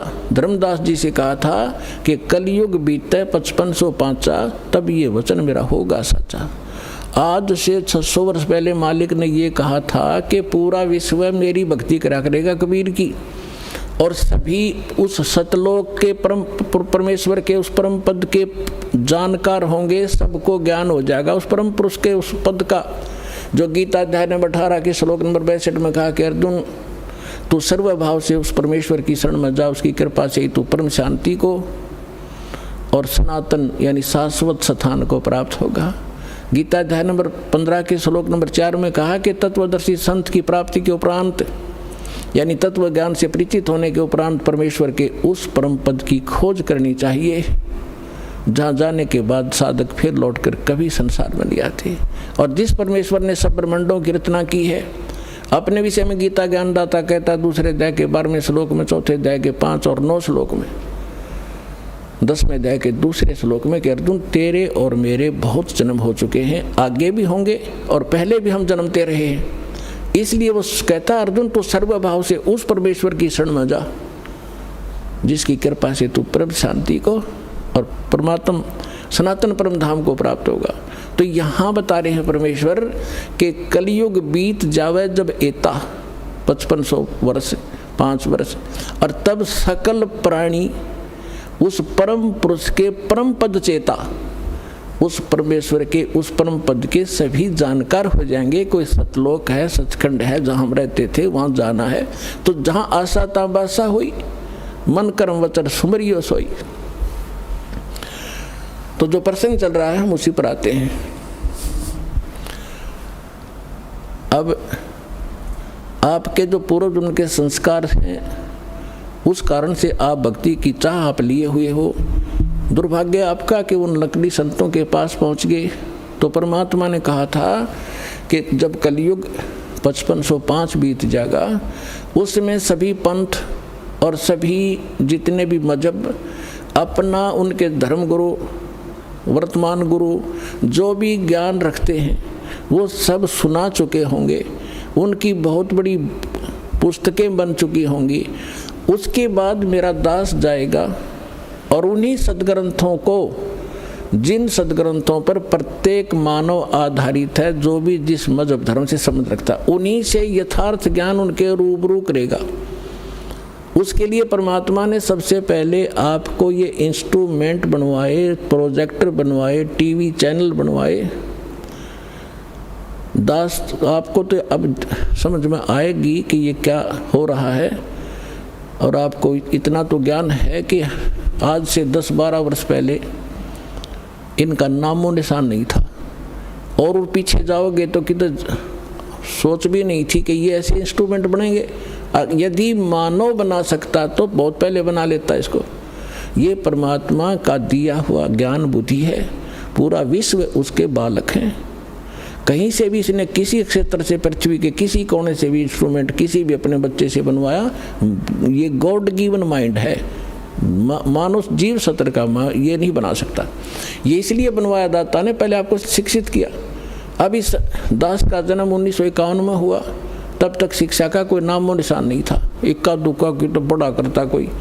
और उसके बाद एकदम बाढ़ सी आ गई, इतने आकर्षित हुए, कारण कुछ भी बिना, चाहे रोजी रोटी के लिए सब ने डिवोट कर दिए अपने बालक। 20-20 वर्ष तक बेटा बेटी पढ़ो पढ़ो, और मालिक ने दया करनी थी कि इसका सदुपयोग करेंगे। फिर ये इंस्ट्रूमेंट आपके सामने है, सदग्रंथ आपके रूबरू कर रहा है दास, और उनका निष्कर्ष निकाल के परमात्मा के ज्ञान से तोल रहा है। तो इस मानुष जीवन का मूल उद्देश्य यही है कि आप भक्ति करके यहाँ से पीछा छुटवाओ, और जिस परिवार को आप सुखी और धनी देखना चाहते हो वो भी भगवान से ही हुआ करता है। भगवान आपको दोनों काम करेगा, यहाँ भी सुख देगा और मोक्ष भी मिलेगा। अब ऐसा कौन अनजान होगा जो इस अवसर ने चूकेगा? अब सभी इस बात को स्वीकार करेंगे। तो प्रसंग अब चल रहा था कि हम जब सतलोक से आए, हम धनी थे भक्ति के। इस काल भगवान ने अपने ऊपर रेस्टोरेंट बना रखे हैं, स्वर्ग महास्वर्ग। प्रत्येक जो भी देव है उन देवों के अपने लोक हैं अलग से, जैसे विष्णु लोक, शिव जी का लोक, ब्रह्मा जी का लोक और गणेश जी का लोक, ऐसे। तो वहाँ इन्होंने अपने रेस्टोरेंट बना रखे हैं। वहाँ जो विष्णु जी का पुजारी वहाँ जाएगा, उसने जितने पुण्य किए हैं, भक्ति की है भगवान की, तो उसका टैक्स लेगा वो उस रेस्टोरेंट में 10%, किसी ने 20% उसकी पुण्य कमाई से, और वहाँ सब सुविधाएं उनको देंगे जैसे होटल में होता है। पैसे उसी के होंगे, खर्च पुण्य उसी के होंगे, उन पुण्यों से भी 10-20% वो ये देवता हम आपसे टैक्स लिया करते हैं। और जब आपकी वहाँ पूंजी समाप्त हो जाएगी, पुण्य समाप्त होती है, आपको 84 लाख योनियों में गधे कुत्ते जो भी संस्कार वैसे वहाँ भेज दिया जाएगा। और अब हम जो सतलोक कैसे जाएंगे, हमारी भक्ति शास्त्र अनुकूल ना होने से हमारे पूर्व जन्म के जो संस्कार थे वो सतयुग, त्रेता, द्वापर में अक्षीण हो गए। अब चौथा युग जब कलयुग आ गया, अब इसमें आप देख रहे हो कोई प्राणी सुखी नहीं है, कोई भी सुखी नहीं है। चाहे ऊपर तो आपने कितना चिकना चोपड़ा दिखता हो और चाहे प्रधानमंत्री दिखाई देता, उसको चैन सपने में नहीं है। कोई ना कोई ऐसी टेंशन उसके घर करी हुई है कि वो बता भी नहीं सकता किसी को। तो इसलिए परमात्मा को ये मालूम था कि जब इनके पुण्य क्षीण हो जाएंगे तब इनकी आंखें खुलेंगी। ये वो भक्ति भी करके छक लेंगे, उन संतों के पास भी भटक कर छक लेंगे जिनको ये संत मानते, और फिर भी ये ज्यों के त्यों रहेंगे, तब हमारे दास के पास आएंगे। और वो ऐसा मंत्र समर्थ के पास वो पावर है कि आपके संस्कार प्रारब्ध के दुख को भी, प्रारब्ध के संस्कार को भी वो चेंज कर सकता है। मासा घटे न तिल बधे, विद ना लिखे जो लेख, और सच्चा सतगुरु मेट के ऊपर मार दे मेघ। अब सतगुरु ना मिलने से भेड़ पूछ को पंडित पकड़े बादो नदी बिहंगा, गरीबदास वो भवजल डूबे जिनको नहीं साध सत्संगा। कबीर इस संसारे को समझाऊं के बारे, ये पूछ पकड़ के भेड़ की और उतरा चावे पारे। साधना तो नकली कर रहे हैं और इंतजार कर रहे हैं सुख होने की और मोक्ष की। कहते हैं संशय शोक सराय में सुतक दिन राती, और जीवत जग में जूती पड़े फिर जम तोड़े छाती। सत साधना ना करने से हमेशा आपके संशय और शोक, ये दुख सदा बने रहेंगे, और जीवत जग में जूती पड़े यहाँ नरे कष्ट भोगोगे, और फिर जम तोड़े छाती, यम के दूत आगे फिर बहुत दुखी करेंगे जो सत साधना नहीं कर रहे। तो यहाँ क्या बताते हैं परमात्मा, फिर अब जो साधना आप कर रहे थे वो शास्त्र विरुद्ध थी, और जिन भगवानों पर आप सीमित थे वो भगवान कंप्लीट नहीं थे, वो स्वयं नाशवान है, उनकी जन्म मृत्यु होती है।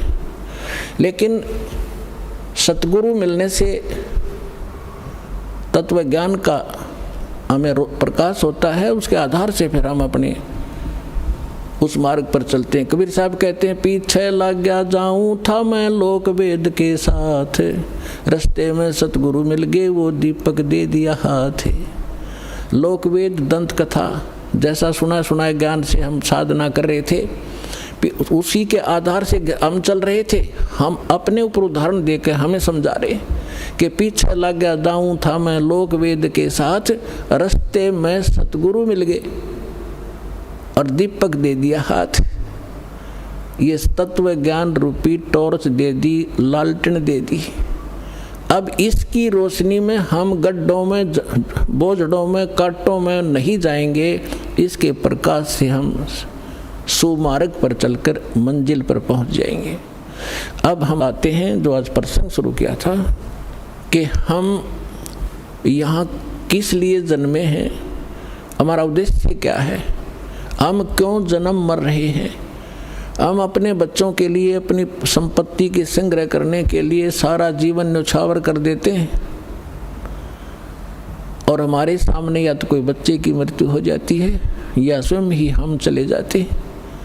तो उस समय हमारी बुद्धि काम करने योग्य नहीं रहती, केवल हाहाकार, रोना पीटना, अब क्या होगा, बच्चों का क्या होगा, कहाँ जाऊँगा, तो इतनी सी बात समाई रह जाती है। तो यहाँ परमात्मा हमें याद दिलाते हैं कि अब आपको एक विकल्प दिया जा रहा है कि आप ये साधना करो जो शास्त्र अनुकूल है, और शास्त्र अनुकूल साधना इस दास के अतिरिक्त इस विश्व में नहीं है। कुछ दिनों में बुद्धिमान हो, आपके रूबरू सारा ज्ञान होगा। उन महापुरुषों का भी दास दिखाता है, साथ के साथ ये मंत्र बताते हैं, ये मंत्र बताते हैं, ये ज्ञान सुनाते हैं, और ये वास्तविक ज्ञान है, ये वास्तविक मंत्र है, ये हमारे सदग्रंथ प्रमाणित करते हैं। और ये उन्हीं महापुरुषों ने इन मंत्रों का जाप किया जिनको आप मोक्ष प्राप्त मानते हैं, उनके इतिहास से आपके रूबरू किया जाता है, जिससे एक इस उलझे हुए गुत्थी को समझाने के लिए एक पॉइंट के ऊपर ढेर सारे प्रमाण आपको दिखाने पड़ते हैं। जब पिछला रंग हटता है और तब जाके ये ज्ञान ग्रहण होता है। तो जो प्रसंग चल रहा है कि जैसे कई भक्त कह देते हैं कि आपके जैसे कबीर पंथियों से हमारे भक्त मिलते हैं, या राधा स्वामी वालों से, धन सतगुरु वालों से, ये ही ज़्यादा भगवान उस सतलोक का ठेका ले रहे हैं कबीर पंथी, और ये वो नकली कबीरपंथी। कबीरपंथी हो तो फिर तो बात खत्म हो जाती।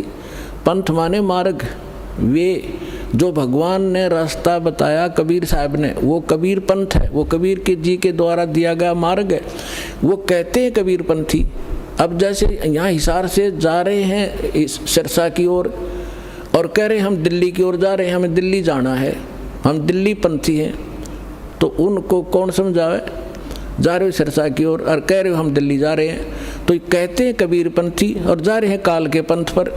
तो वो परमात्मा वाला ज्ञान नहीं और वो सत भक्ति नहीं, तो वो कबीरपंथी नहीं है।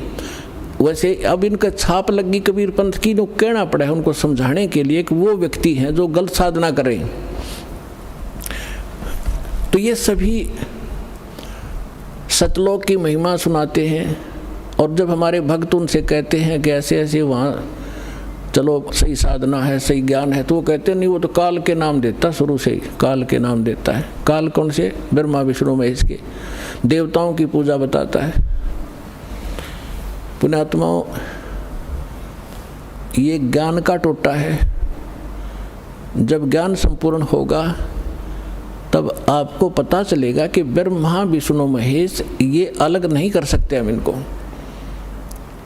जैसे श्रीमद् भगवद गीता अध्याय नंबर 15 के श्लोक नंबर 1 से लेकर 4 में एक विशेष विवरण है कि ये ऊपर को जड़ और नीचे को तीनों गुण रूपी शाखा वाला उल्टा लटका हुआ एक संसार रूपी वृक्ष समझ लो, और इसकी तीनों गुण रूपी शाखा है।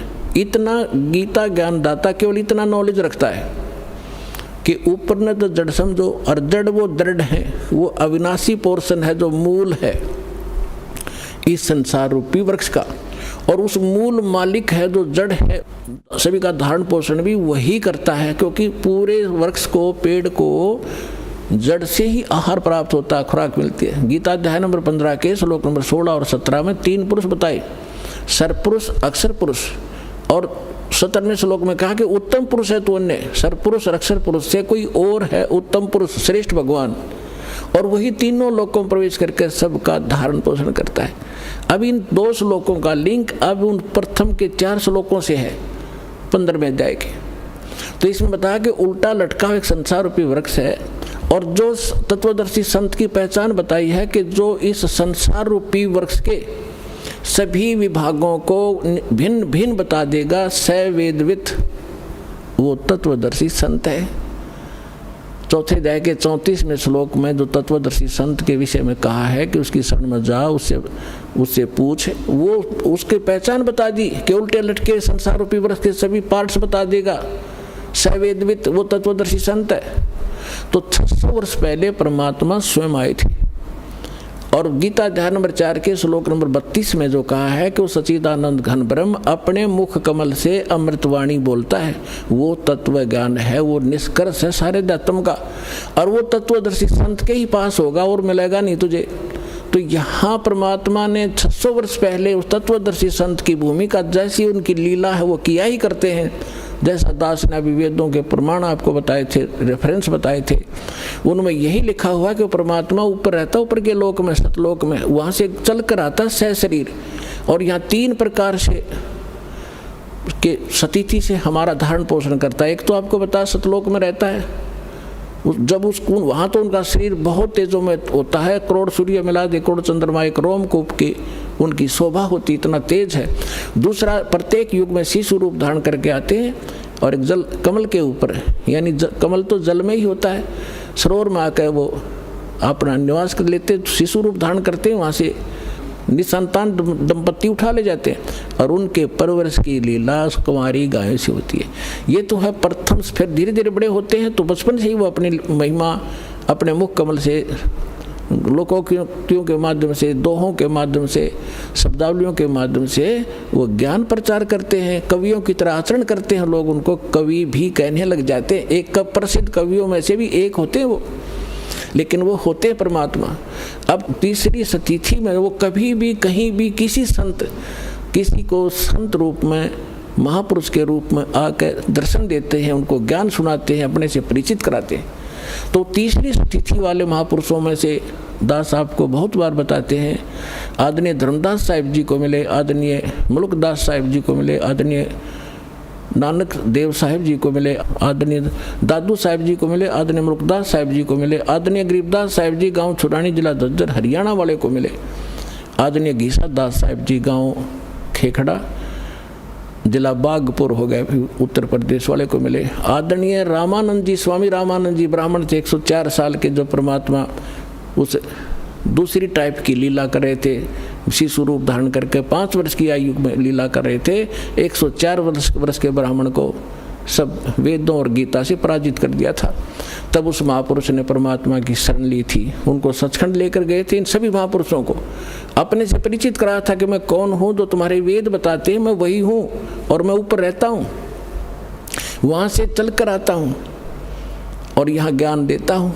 तब उन महापुरुषों ने स्वयं देखा सचखंड में जाकर, फिर वापस छोड़ा उनको।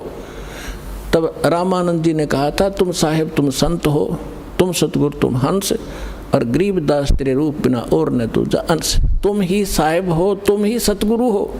साहेब तो भगवान हो ही, आप सच्चा ज्ञान देने वाले सतगुरु भी आप ही हो। और आपके अंदर एक भगत के लक्षण है। आप जैसे परमात्मा आए थे कबीरदास, हमारे लिए एक रिहर्सल करके छोड़ गए कि यहाँ बकवाद नहीं चलेगी, जितना अधीन होगे भगवान उतना निकट आपका होगा। आधीनी के पास है वो पूर्ण ब्रह्म दयाल, मान बड़ाई मारियो बेअदबी से काल। हमें सब परमात्मा भक्ति के लक्षण भी बता के गए हैं और उनसे होने वाली हानियों का भी परिचय दिया है, और किस प्रकार आपकी भक्ति नष्ट होती है वो भी जानकारी दी है, और कैसे सुरक्षित रहेगी। जैसे माता गर्भ को रखे यत्न बनाए, ठेस लगे तो छन होवे तेरी ऐसे भक्ति जावे। पुणात्मा, जब आपको इस भक्ति की कीमत का पता चलेगा, जैसे किसी बहन को गर्भ रहा हो माँ को, और फिर उसको पता उसको कैसे रात को भी चिंता रहती है कि कहीं मेरा बालक, मेरा बच्चा खराब ना हो जा, ऊंचे नीचे में पैर ना रखा जा, रात में करवट लेते समय भी एकदम उधड़ के पड़ेगी कि जब बच्चे का दाब ना गिरगी हो। तब वो गर्भ रूपी लाल को वो सफल करती है। इसी प्रकार परमात्मा बताते हैं, जैसे माता गर्भ को रखे यत्न बना और ठेस लगे तो वो खराब हो जा, तेरी ऐसे भक्ति न सावे। तो इस भक्ति के अंदर आपने मर्यादा गढ़नी जरूरी है। अब परमात्मा ने आपको सत भक्ति भी मिल गई, दास भी मिल गया, आपके अंदर भक्ति प्रवेश भी कर दी। अब उस लाल को आपने सुरक्षित रखना पड़ेगा। जरा सी लापरवाही में वो बात भक्तिहीन हो जाओगे, फिर वहीं की वहीं फिर स्टार्ट होगी नए सिरे। तो इससे इतना डर के इस भक्ति को सफल करो। अब जो प्रसंग चल रहा है कि अब हम इसको कैसे सफल करेंगे और कैसे हमें प्राप्ति होगी परमात्मा की, ये इसमें मूल कारण है। अब हम तो कई जैसे प्रसंग चल रहा था कि हम ये कहते हैं कि आपके गुरुजी देवी देवताओं की पूजा देते, ये पूजा नहीं है इनकी, जैसे आप जी को बताया था कि जैसे पति भर्ता लड़की होती है, वो उस पूरे परिवार में अगर प्रेम से रहती है तो बहुत अच्छी भाग्यवान कहलाती है। नो का अपने पति से किसी से ढंग से बोलूँ नहीं, किसी से बात नहीं करूँ, इससे की रोटी पाऊँगी, इससे कपड़े धोऊँगी, हैं, तो वो कलह का कारण बनेगी, तो वह पति भर्ता होते हुए भी वह नकमी है। तो इसलिए हम यहाँ भक्ति करेंगे और ये ब्रह्मा विष्णु महेश हमारे अंश हैं, अंग नहीं, अलग नहीं है। जैसे प्रसंग चल रहा था उस पर फिर आते हैं कि परमात्मा ने बताया है कि तुम साहेब, तुम संत हो, तुम तो सतगुरु, तुम हंस। अब रामानंद जी ने कहा है कि तुम ही भगवान हो और तुम ही सतगुरु हो, सच्चा ज्ञान देने वाले। तो 600 वर्ष पहले परमात्मा ने आके बताया था। अक्षर पुरुष एक पेड़ है, यानी एक सतगुरु की भूमिका की वो भगवान तो है ही है। वेद बताते हैं वही परमात्मा आकर यहाँ सच्चा ज्ञान कर देता है, लोकोक्तियों के माध्यम से, दोहावलियों के माध्यम से अपना ज्ञान प्रचार करता है, जिस कारण से लोग अनजान में उनको कवि करने लग जाते हैं, लेकिन वो परमात्मा होते हैं। अक्षर पुरुष एक पेड़ है, सरपुरुष वा की डार, ज्योति निरंजन को सरपुरुष भी कहते हैं, अभी आपको पहले डिफाइन किया था। और तीनों देवा शाखा है भाई पात रूप संसारी। उल्टे लटके हुए संसार रूपी वृक्ष जो जमीन से बाहर दिखाई देता है, उसको डिफाइन किया परमेश्वर ने कि अक्षर पुरुष तना, अक्षर पुरुष तना, उससे एक मोटी डार निकली है ज्योति निरंजन, ये सरपुरुष समझो। उस मोटी डार के फिर 3 शाखा है, रजगुण ब्रह्मा, सतगुण विष्णु, तमगुण शिव जी। और पात रूप, उन तीनों शाखाओं के आगे फिर हम पात हैं। अब यहाँ एक तो ये जो इनकी धारणा और सोच गलत है, उसको दास क्लियर करना चाहता है कि जैसे हम कोई भक्ति रूपी पौधा बोएंगे, यानी कोई पौधा लाए आम का और उसको जड़ की तरफ से बोना चाहिए, समझदारी है गड्ढे में, और जड़ की सिंचाई करनी चाहिए। तो जड़ की सिंचाई हम करेंगे तो वो तना भी, डार भी और टहनी भी बड़ी होंगी, वो पेड़ बनेगा। और हमने क्या कर रखा है कि हमने पौधा उल्टा रोप लिया भक्ति रूपी, हमने ब्रह्मा विष्णु महेश इन शाखाओं को इष्ट मान लिया और इनको गड्ढे में डाल दिया, इनको तो गड्ढे में डाल लिया, जड़ कर दी ऊपर ने, और हम सिंचाई करने लगे इनकी। आपको एक चित्र दिखा देता हूँ, जल्दी समझ में आ जाएगी। ये देखिएगा, हमने पौधे को कैसे बीजना चाहिए था और बीज कैसे दिया। ये है संसार रूपी वृक्ष, देखिएगा, ये है ऊर्ध्व मूलम अधः शाखम, ऊपर को जड़ और नीचे को शाखा वाला ये उल्टा लटका हुआ संसार रूपी वृक्ष है। और परमात्मा ने इसकी डिफाइन किया है, अक्षर पुरुष एक पेड़ है, ये परमात्मा की वाणी है। निरंजन कहो सरपुरुष को हुआ की डार, और तीनों देवा शाखा हैं ये पात रूप संसार। ये इस जमीन से बाहर जो दिखाई देता है उसको पेड़ बोलते हैं। अक्षर पुरुष एक पेड़ है, सरपुरुष यानी ज्योति निरंजन वा की डार, और तीनों देवा शाखा हैं ये पात रूप संसार। हम यहाँ पर हैं पात रूप संसार, और वो जो तीनों लोकों में प्रवेश करके सबका धारण पोषण करता है वो है उत्तम पुरुषत्व ने। ये है जड़ मूल सबका मालिक, यहाँ से हम सबको आहार मिलता है, यानी इस सरपुरुष अक्षर पुरुष और ब्रह्मा विष्णु महेश तक का पालक यही है, लेकिन थ्रो प्रॉपर चैनल हम तक पहुँचता है। अब जैसे श्रीमद् भगवद गीता अध्याय नंबर 3 के श्लोक नंबर 10 से लेकर 15 तक विशेष विवरण है कि जब ब्रह्मा जी प्रजापिता ने सबसे पहले सृष्टि रचकर उनको संदेश दिया था कि तुम अपने यज्ञ अनुष्ठान करो और उसके द्वारा देवताओं को बढ़ाओ, शास्त्र अनुकूल साधना करो और उनसे देवताओं को बढ़ाओ, और बड़े हुए देवता तुम्हारे को बिना मांगे ही इच्छित भोग दिया करेंगे, और जो अपने संस्कार प्रारब्ध में मिले हुए से और उसमें से कुछ दान धर्म पुण्य नहीं करता वो तो चोर है भगवान का। फिर 14वें 15वें श्लोक में स्पष्ट किया है कि उस परमात्मा को जो सबका धारण पोषण जो परम अक्षर पुरुष है, उसको इष्ट रूप में मान के सभी धार्मिक अनुष्ठानों को करना चाहिए, जिससे आपको सभी लाभ प्राप्त होंगे। तो हम पूर्ण परमात्मा को इष्ट मानकर जड़ की पूजा करवाते हैं और इन ब्रह्मा विष्णु महेश को अपने आप ही वो हमारे संस्कार शुभ बनकर इनके पास पहुंच जाते हैं। अब जैसे ये तो आपने पेड़ देखा, अब हम पौधा दिखाते हैं। कई कहते हैं कि रामपाल तो हमारे देवताओं को छुड़वाता, इसलिए हम वो साधना नहीं करें। ये तो बालक हैं, बालक वाला ज्ञान वाला व्यक्ति ऐसी ही भाषा बोला करता है। जब उनको ज्ञान होगा, जब पता चलेगा कि दास ना देवता छुड़वाता, आपको उन देवताओं को ढंग से पूजने की तरीका बताता हूँ साधना का, जिससे आपको लाभ मिलेगा, आपका जीवन सफल होगा। अब देखिएगा, आप कोई पौधा लाए तो उसको ये ऐसे बीजना चाहिए और आम व्यक्ति इसको स्वीकार करेगा। सीधा बीजा हुआ भक्ति रूपी पौधा। अब ये मूल है, पूर्ण परमात्मा अक्षर पुरुष जड़ है। इसको गमले में या गड्ढे में लगाया और सिंचाई की, सत भक्ति की, तो इस जड़ से फिर ये सभी देवता, ये तीनों देवा शाखा, ये बड़े हुए, पेड़ बन गया। पेड़ बनकर फिर फल इनका लगेगा डेन ब्रह्मा विष्णु महेश को। अब इतना अनजान कौन होगा? वो मूर्ख ही होगा जो यूँ कह है कि माली जड़ की पूजा करता है और टहनियों को तोड़ के फेंकवा दे, फिर उस पूजा का फायदा क्या होगा? टहनियों के ही तो फल लगेंगे। ये ब्रह्मा विष्णु महेश ही आपके शुभ संस्कार अशुभ संस्कार जैसे भी होंगे यही देंगे आपको, ये कंट्रोलर है यहाँ के। और जब हम शास्त्र अनुकूल साधना करेंगे तुम्हारे सारे शुभ ही शुभ होंगे और वो जाएंगे इनके पास, ये फिर आपको देंगे। जैसे जड़ की पूजा की ये एग्जाम्पल है, ये उदाहरण है कि जड़ की पूजा करने से वो टहनियों के फल लगेंगे और वो फल अपने आप लगेंगे, वो टहनियों के बस की नहीं। यानी आपके शुभ संस्कार होंगे तो ब्रह्मा विष्णु महेश आपको देंगे ही देंगे, चाहे आप कितना बैठे हो, चाहे जंगल में बैठे हो, वहाँ भी जाकर देंगे आपको। यही इनका कर्तव्य बना है। अब आप कैसे कर रहे हो और दास क्या करवाना चाहता है ये देखिएगा।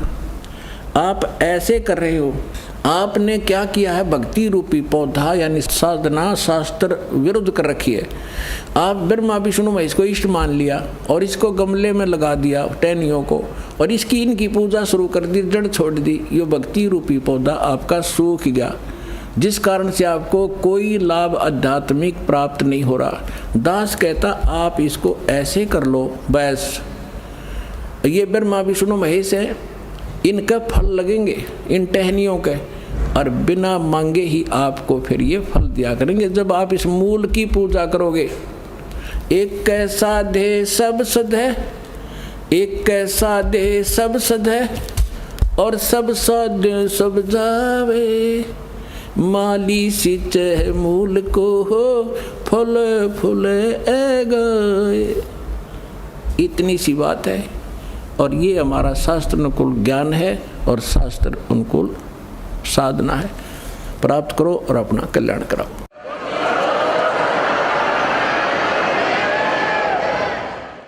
अब आपको कुछ भक्तों का अनुभव सुनाएंगे। पुण्यात्माओं, सौभाग्य आपका, आपको ये अमृत वचन, ये तत्व ज्ञान सुनने को मिला और परमात्मा की दया हुई। ना इस काल के कोल्लू में हमारे दादे मर गए, परदादे मर गए उसी परिवार पोषण में, और ये यहाँ तक लाने का कारण भी परमात्मा ही आपको प्रमेर कर रहा। सत्कर मान लेना, ना ये कदम भी इधर नहीं चलने दे। काल इतना दुष्ट है, आपके ऊपर परमात्मा की मेर बड़ी नज़र न्यारी है जो यहाँ पहुँच रहा है। ये सत्कर मान लेना। तो इसलिए पूरा ज्ञान सुनो, आपके हृदय में जो मैल है सारा साफ होगा, भगवान विराजमान होगा, सारे काम ठीक होंगे, आपका रोग कटेगा, आपको धन मिलेगा और मोक्ष मिलेगा, सतलोक चलेंगे, फिर जहाज में बैठकर चलोगे। नमस्कार सर। नमस्कार। क्या शुभ नाम है जी आप जी का?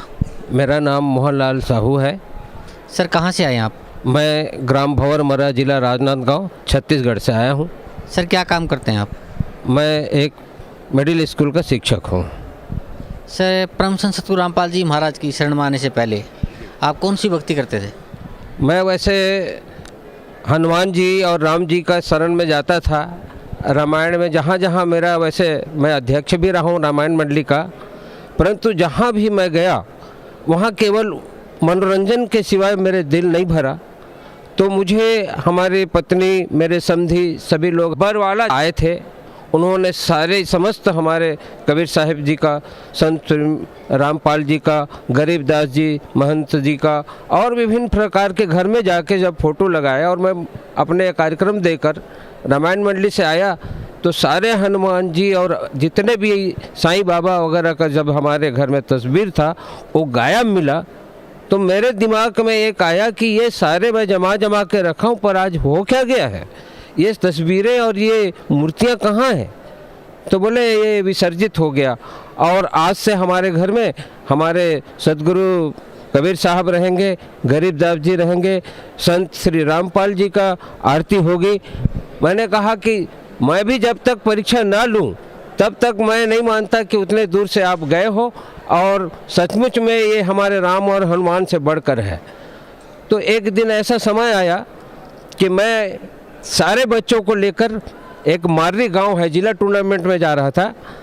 तो अकस्मात जैसे ही हम लोग डोंगर गांव के पास पहुँचे और हमारी जो बस है उसमें से दोनों पीछे का चक्का निकल के सामने बस के आगे आगे दौड़ना शुरू हो गया।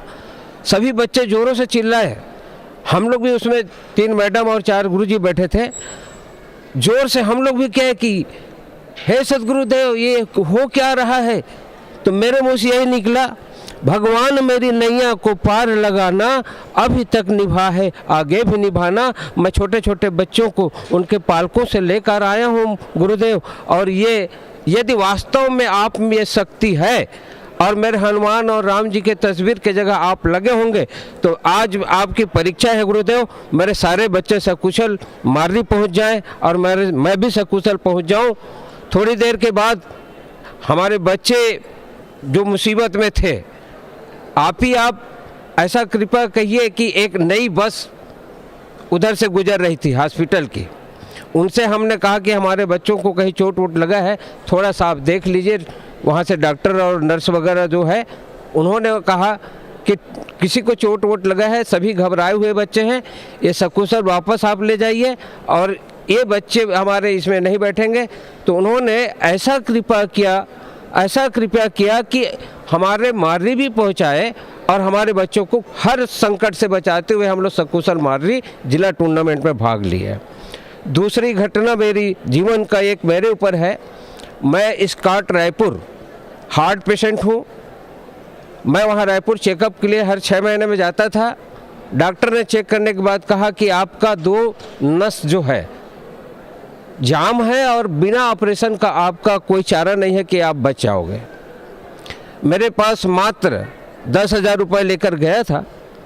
मैंने सदगुरु जी से निवेदन किया और आज कसम खा रहा हूँ गुरुदेव, यदि आप में यदि दम है तो मुझे बचा लो, और मैं जैसे ही मेरे ये चुनाव निपटेंगे और मैं आपका नामदान लूँगा। और 13 तारीख को उन्होंने मेरा, जैसे ही मैं रायपुर से आया, मेरे पास 10,000 के सिवाय कोई पैसे भी नहीं थे। मैंने वैसी एक खड़ी जोत मेरी मिसेस ने बताई, जलाया और वही जो उनके दिए हुए दोहा चौपाई जितने भी हैं, मैंने आंख बंद कर प्रार्थना किया गुरुदेव से। और धीरे धीरे 1 हफ्ते के बाद जो मेरे सीने में दर्द था, पता नहीं धीरे धीरे ऐसे कैसे गायब हुआ। और आज भी आपके इस मंच में खड़ा हूँ, परंतु कहीं भी नामो निशान दर्द का नहीं है। और उन्होंने, मैं कसम खाया था कि जैसे ही मेरा ये आपका परीक्षा में आप पास हो गए तो मैं बरवाला जाऊंगा और नामदान लूँगा। और 13 तारीख को मैं फार्म भरा और नामदान पूरा लेकर मैं अपने परिवार सहित आज भी वादा कर रहा हूँ।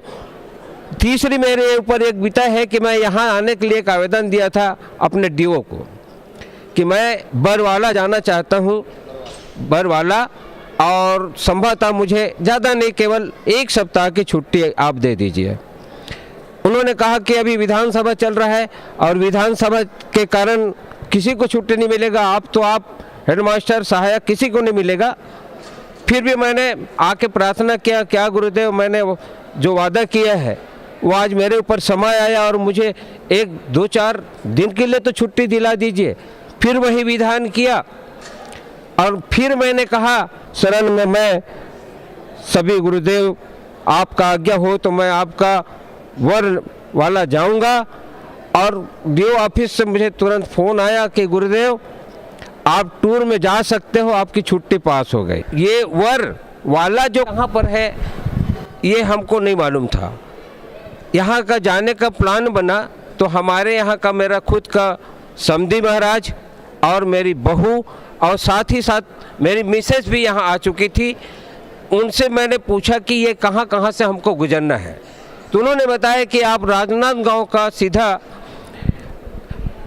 निजामुद्दीन जो है वहाँ तक का आप रिजर्वेशन करा लीजिए और वहाँ से आपको फिर जींद जाने के लिए अलग से एक गाड़ी व्यवस्था और होगी। तो जींद में पहले बार नाम सुना, मेरे को थोड़ा हड़बड़ी हो गई कि ये जींद कहाँ पर है, ये गांव का नाम है कि शहर का नाम है। पर दिल्ली में जैसे ही हम लोग आए तो पता लगाया कि भाई ये जींद कहाँ पर है। तो उन्होंने बोले कि यहाँ से करीब करीब आपको 40-42 किलोमीटर का ऐसा दूरी ऐसा लगभग है, पर आप वहाँ पर जाएंगे तो ताजुब लगा कि हम लोग जींद भी आ गए। तो बरवाला हमको जाना है, ऐसा बहुत सारे लोगों से मैंने पूछा। उन्होंने कहा बरवाला सिर्फ जी वो एक वहाँ से कबीर संत लोक धाम की गाड़ी आती है, आप उनका इंतज़ार कीजिए। तो 2-3 गाड़ियाँ आई पर किसी कारणवश 13 तारीख 12 तारीख को इतनी भीड़ थी और पानी भी गिरना शुरू हो गया। फिर हम लोग गुरुदेव से प्रार्थना किए कि हम ठंड में काँप रहे हैं, कोई ना कोई व्यवस्था आप करिए, किसी भी हालत में हम आरती में शामिल हो जाए, ये हमारा प्रयास था। तो एक जाने पहचाने किसी का ज़बरदस्ती हमसे पूछा क्यों वरवाला जाओगे, हमारी जीप जा रही है। तो हमसे पूछा भैया आप कुछ पैसे वैसे कितना लोगे बताओ। तो हम लोग बोले कि 10-15 आदमी बैठ जाएंगे, आपको ज़्यादा है तो 50-60 रुपया पर हेड दे देंगे। उन्होंने कहा नहीं ठीक है, कितने भी आदमी बैठो, 15-16 बैठो, 1000 हम आप सब मिला के दे देना, चलो हम पहुंचा देते हैं। बड़ी कृपा हुई कि पानी से बचते बचते भीगते भीगते हम लोग सकुशल आप वर वाला यहाँ पहुँचे। जैसे आप बता रहे हैं कि आप परम संत सतगुरु रामपाल जी महाराज की शरण में बरवाला पहुँचे और परम संत सतगुरु रामपाल जी महाराज ने आपको सतभक्ति दी, और अभी आप बता रहे थे कि आपने सिर्फ यहाँ आने का प्रण ही लिया था।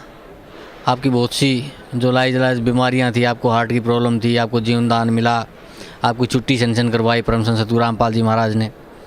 तो ये सब लाभ तो आपको नाम लेने से पहले ही परम संत सतगुरु रामपाल जी महाराज की दया से मिले। तो सर जो सत भक्ति परम संत सतगुरु रामपाल जी महाराज ने आपको दी है, उस भक्ति का आपको अन्य क्या लाभ मिला? इस भक्ति से मुझे आदमी को एक 3 की आवश्यकता है। एक तो आदमी को शक्ति, दूसरा चाहिए भक्ति और तीसरा चाहिए मुक्ति। तो मुझे पूर्णतः मेरे गुरुदेव पर भरोसा है कि ये तीनों चीज़ मैं उनकी सेवा करूंगा और लेके रहूंगा। सर जैसे आप बता रहे थे, आप तो बहुत ही धार्मिक विचारों के व्यक्ति हैं, आप किसी मंडल के अध्यक्ष भी बता रहे थे अपने आप को, और बहुत से आप आश्रमों में गए, तीर्थों में गए। तो सर यहाँ की जो व्यवस्था है सतलोक आश्रम बरवाला, जिला हिसार, हरियाणा की, उसके बारे में हमारे दर्शकों को बताइए। वैसे प्रभु की कृपा है, हमारे संत रामपाल जी की कृपा है कि हम लोग ठंड के लिए भी आपने बहुत सारे ओढ़ने के लिए, बिछाने के लिए, खाने के लिए इतना शानदार व्यवस्था मैं पहले बार अपने जीवन में देखा हूँ। मैं लाख लाख शुक्रिया करना चाहूँगा उस परम पिता परमात्मा को कि आपने हमें जन्म दिया भी है, तो आप हमारे पालन के लिए आपके साथ साथ राम शब्द में एक तो आप राम माने भगवान ही हो गया, धनपाल लगा है। निश्चित है कि मेरे गुरुदेव आप राम के साथ साथ हमारे पालनहार भी हो और हमेशा हमारा पालन इसी प्रकार होता रहेगा, ये मुझे दृढ़ विश्वास है और पूरा उम्मीद है कि आजीवन मैं भी आपकी भक्ति करते करते आजीवन प्राण त्यागूंगा। और मैं कहना चाहूँगा कि यहाँ की व्यवस्था गरीब हो या अमीर हो एक समान है। किसी प्रकार से कभी कभी मैंने सुना है कि ब्यास में आप जाइएगा तो कुछ खाने पीने में आपको विभिन्नता नज़र आएगा।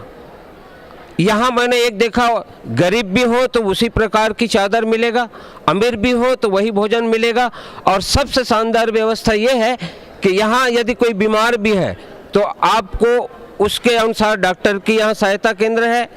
आप यदि किसी प्रकार की सूखा रोटी खाना चाहते हैं तो आपको बगैर तेल लगे आपको शुद्ध सूखा रोटी मिल रहा है। साथ ही साथ आपको विभिन्न प्रकार के फल फूल दिए जा रहे हैं। मैं खुद अपने आप में एक देखा कि हार्ट पेशेंट होने के नाते मैंने सूखा रोटी का मांग किया, तत्काल मेरे लिए सूखा रोटी और सूखी सब्जी, यही की व्यवस्था मैं पहले बार देखा और अति प्रसन्न हूँ कि यहाँ पर गरीब अमीर सबके लिए एक समानता है। और सदा इसी प्रकार आप लोग जितने भी बाहर से आए हुए हैं, आप लोगों को हिसार है स्टेशन और एक तरफ यहाँ जींद है। जींद जाने के लिए हमारे सतलोक आश्रम से आपके लिए बसें सुविधाएं हैं।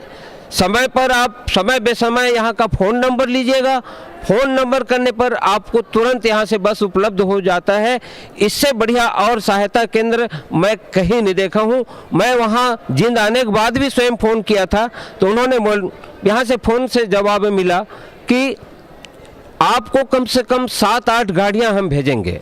अपनी सुविधा अनुसार आप लोग अपनी अपनी वहाँ सीट बुक करके आप यहाँ तक आ जाइए। और फिर यहाँ आने के बाद इतनी शानदार व्यवस्था और हर आदमी के लिए ओढ़ने के लिए, खाने के लिए, नहाने के लिए, यहाँ तक कि मैं स्वयं पता नहीं पहले बार यहाँ मान लो पहुँचा, साबुन वाबुन है, तेल वेल है कि नहीं, ये सोच के मैं अपने बैग में भी लाया था। परंतु वो भी मुझे आज पता चला कि हर स्नानागार में एक एक साबुन तेल से लेकर हर सुविधा उपलब्ध है। और इतनी शानदार व्यवस्था देखकर मैं अति प्रसन्न हुआ। और भी प्रभु ऐसी हम लोग जब भी आए तो कृपा बनाए रखिएगा। इन सारे सुविधाओं को देखते हुए मैं सभी हमारे भक्तजनों से निवेदन करना चाहूँगा कि आप आइए, आप अपने परिवार के साथ आइए और हमारा ये सतलोक आश्रम पर अपने आप को कृतार्थ करिए, साथ ही साथ अपने परिवार को तारिए और स्वयं तरिए। सर, भक्त समाज को क्या संदेश देना चाहते हैं आप? मैं हमारे भक्त समाज लोगों के लिए यही संदेश है कि भाइयों बहनों, आइए बंधुओं, आप लोग भी इस सतलोक आश्रम पर अपने जीवन का उद्धार करें। और साथ ही साथ एक चीज़ याद रखिएगा, हमारे कबीर साहब ने कहा है कि कबीरा खड़ा बाजार में सबसे मांगे खैर, ना काहू से दोस्ती ना काहू से बैर। इन शब्दों के साथ आप लोगों को पुनः आग्रह कर रहा हूँ कि सतलोक आश्रम ज़्यादा से ज़्यादा संख्या में आके नामदान लीजिए और अपने भाग्य का शक्ति मुक्ति यहाँ से पाइएगा। जी धन्यवाद आपका, बहुत बहुत धन्यवाद।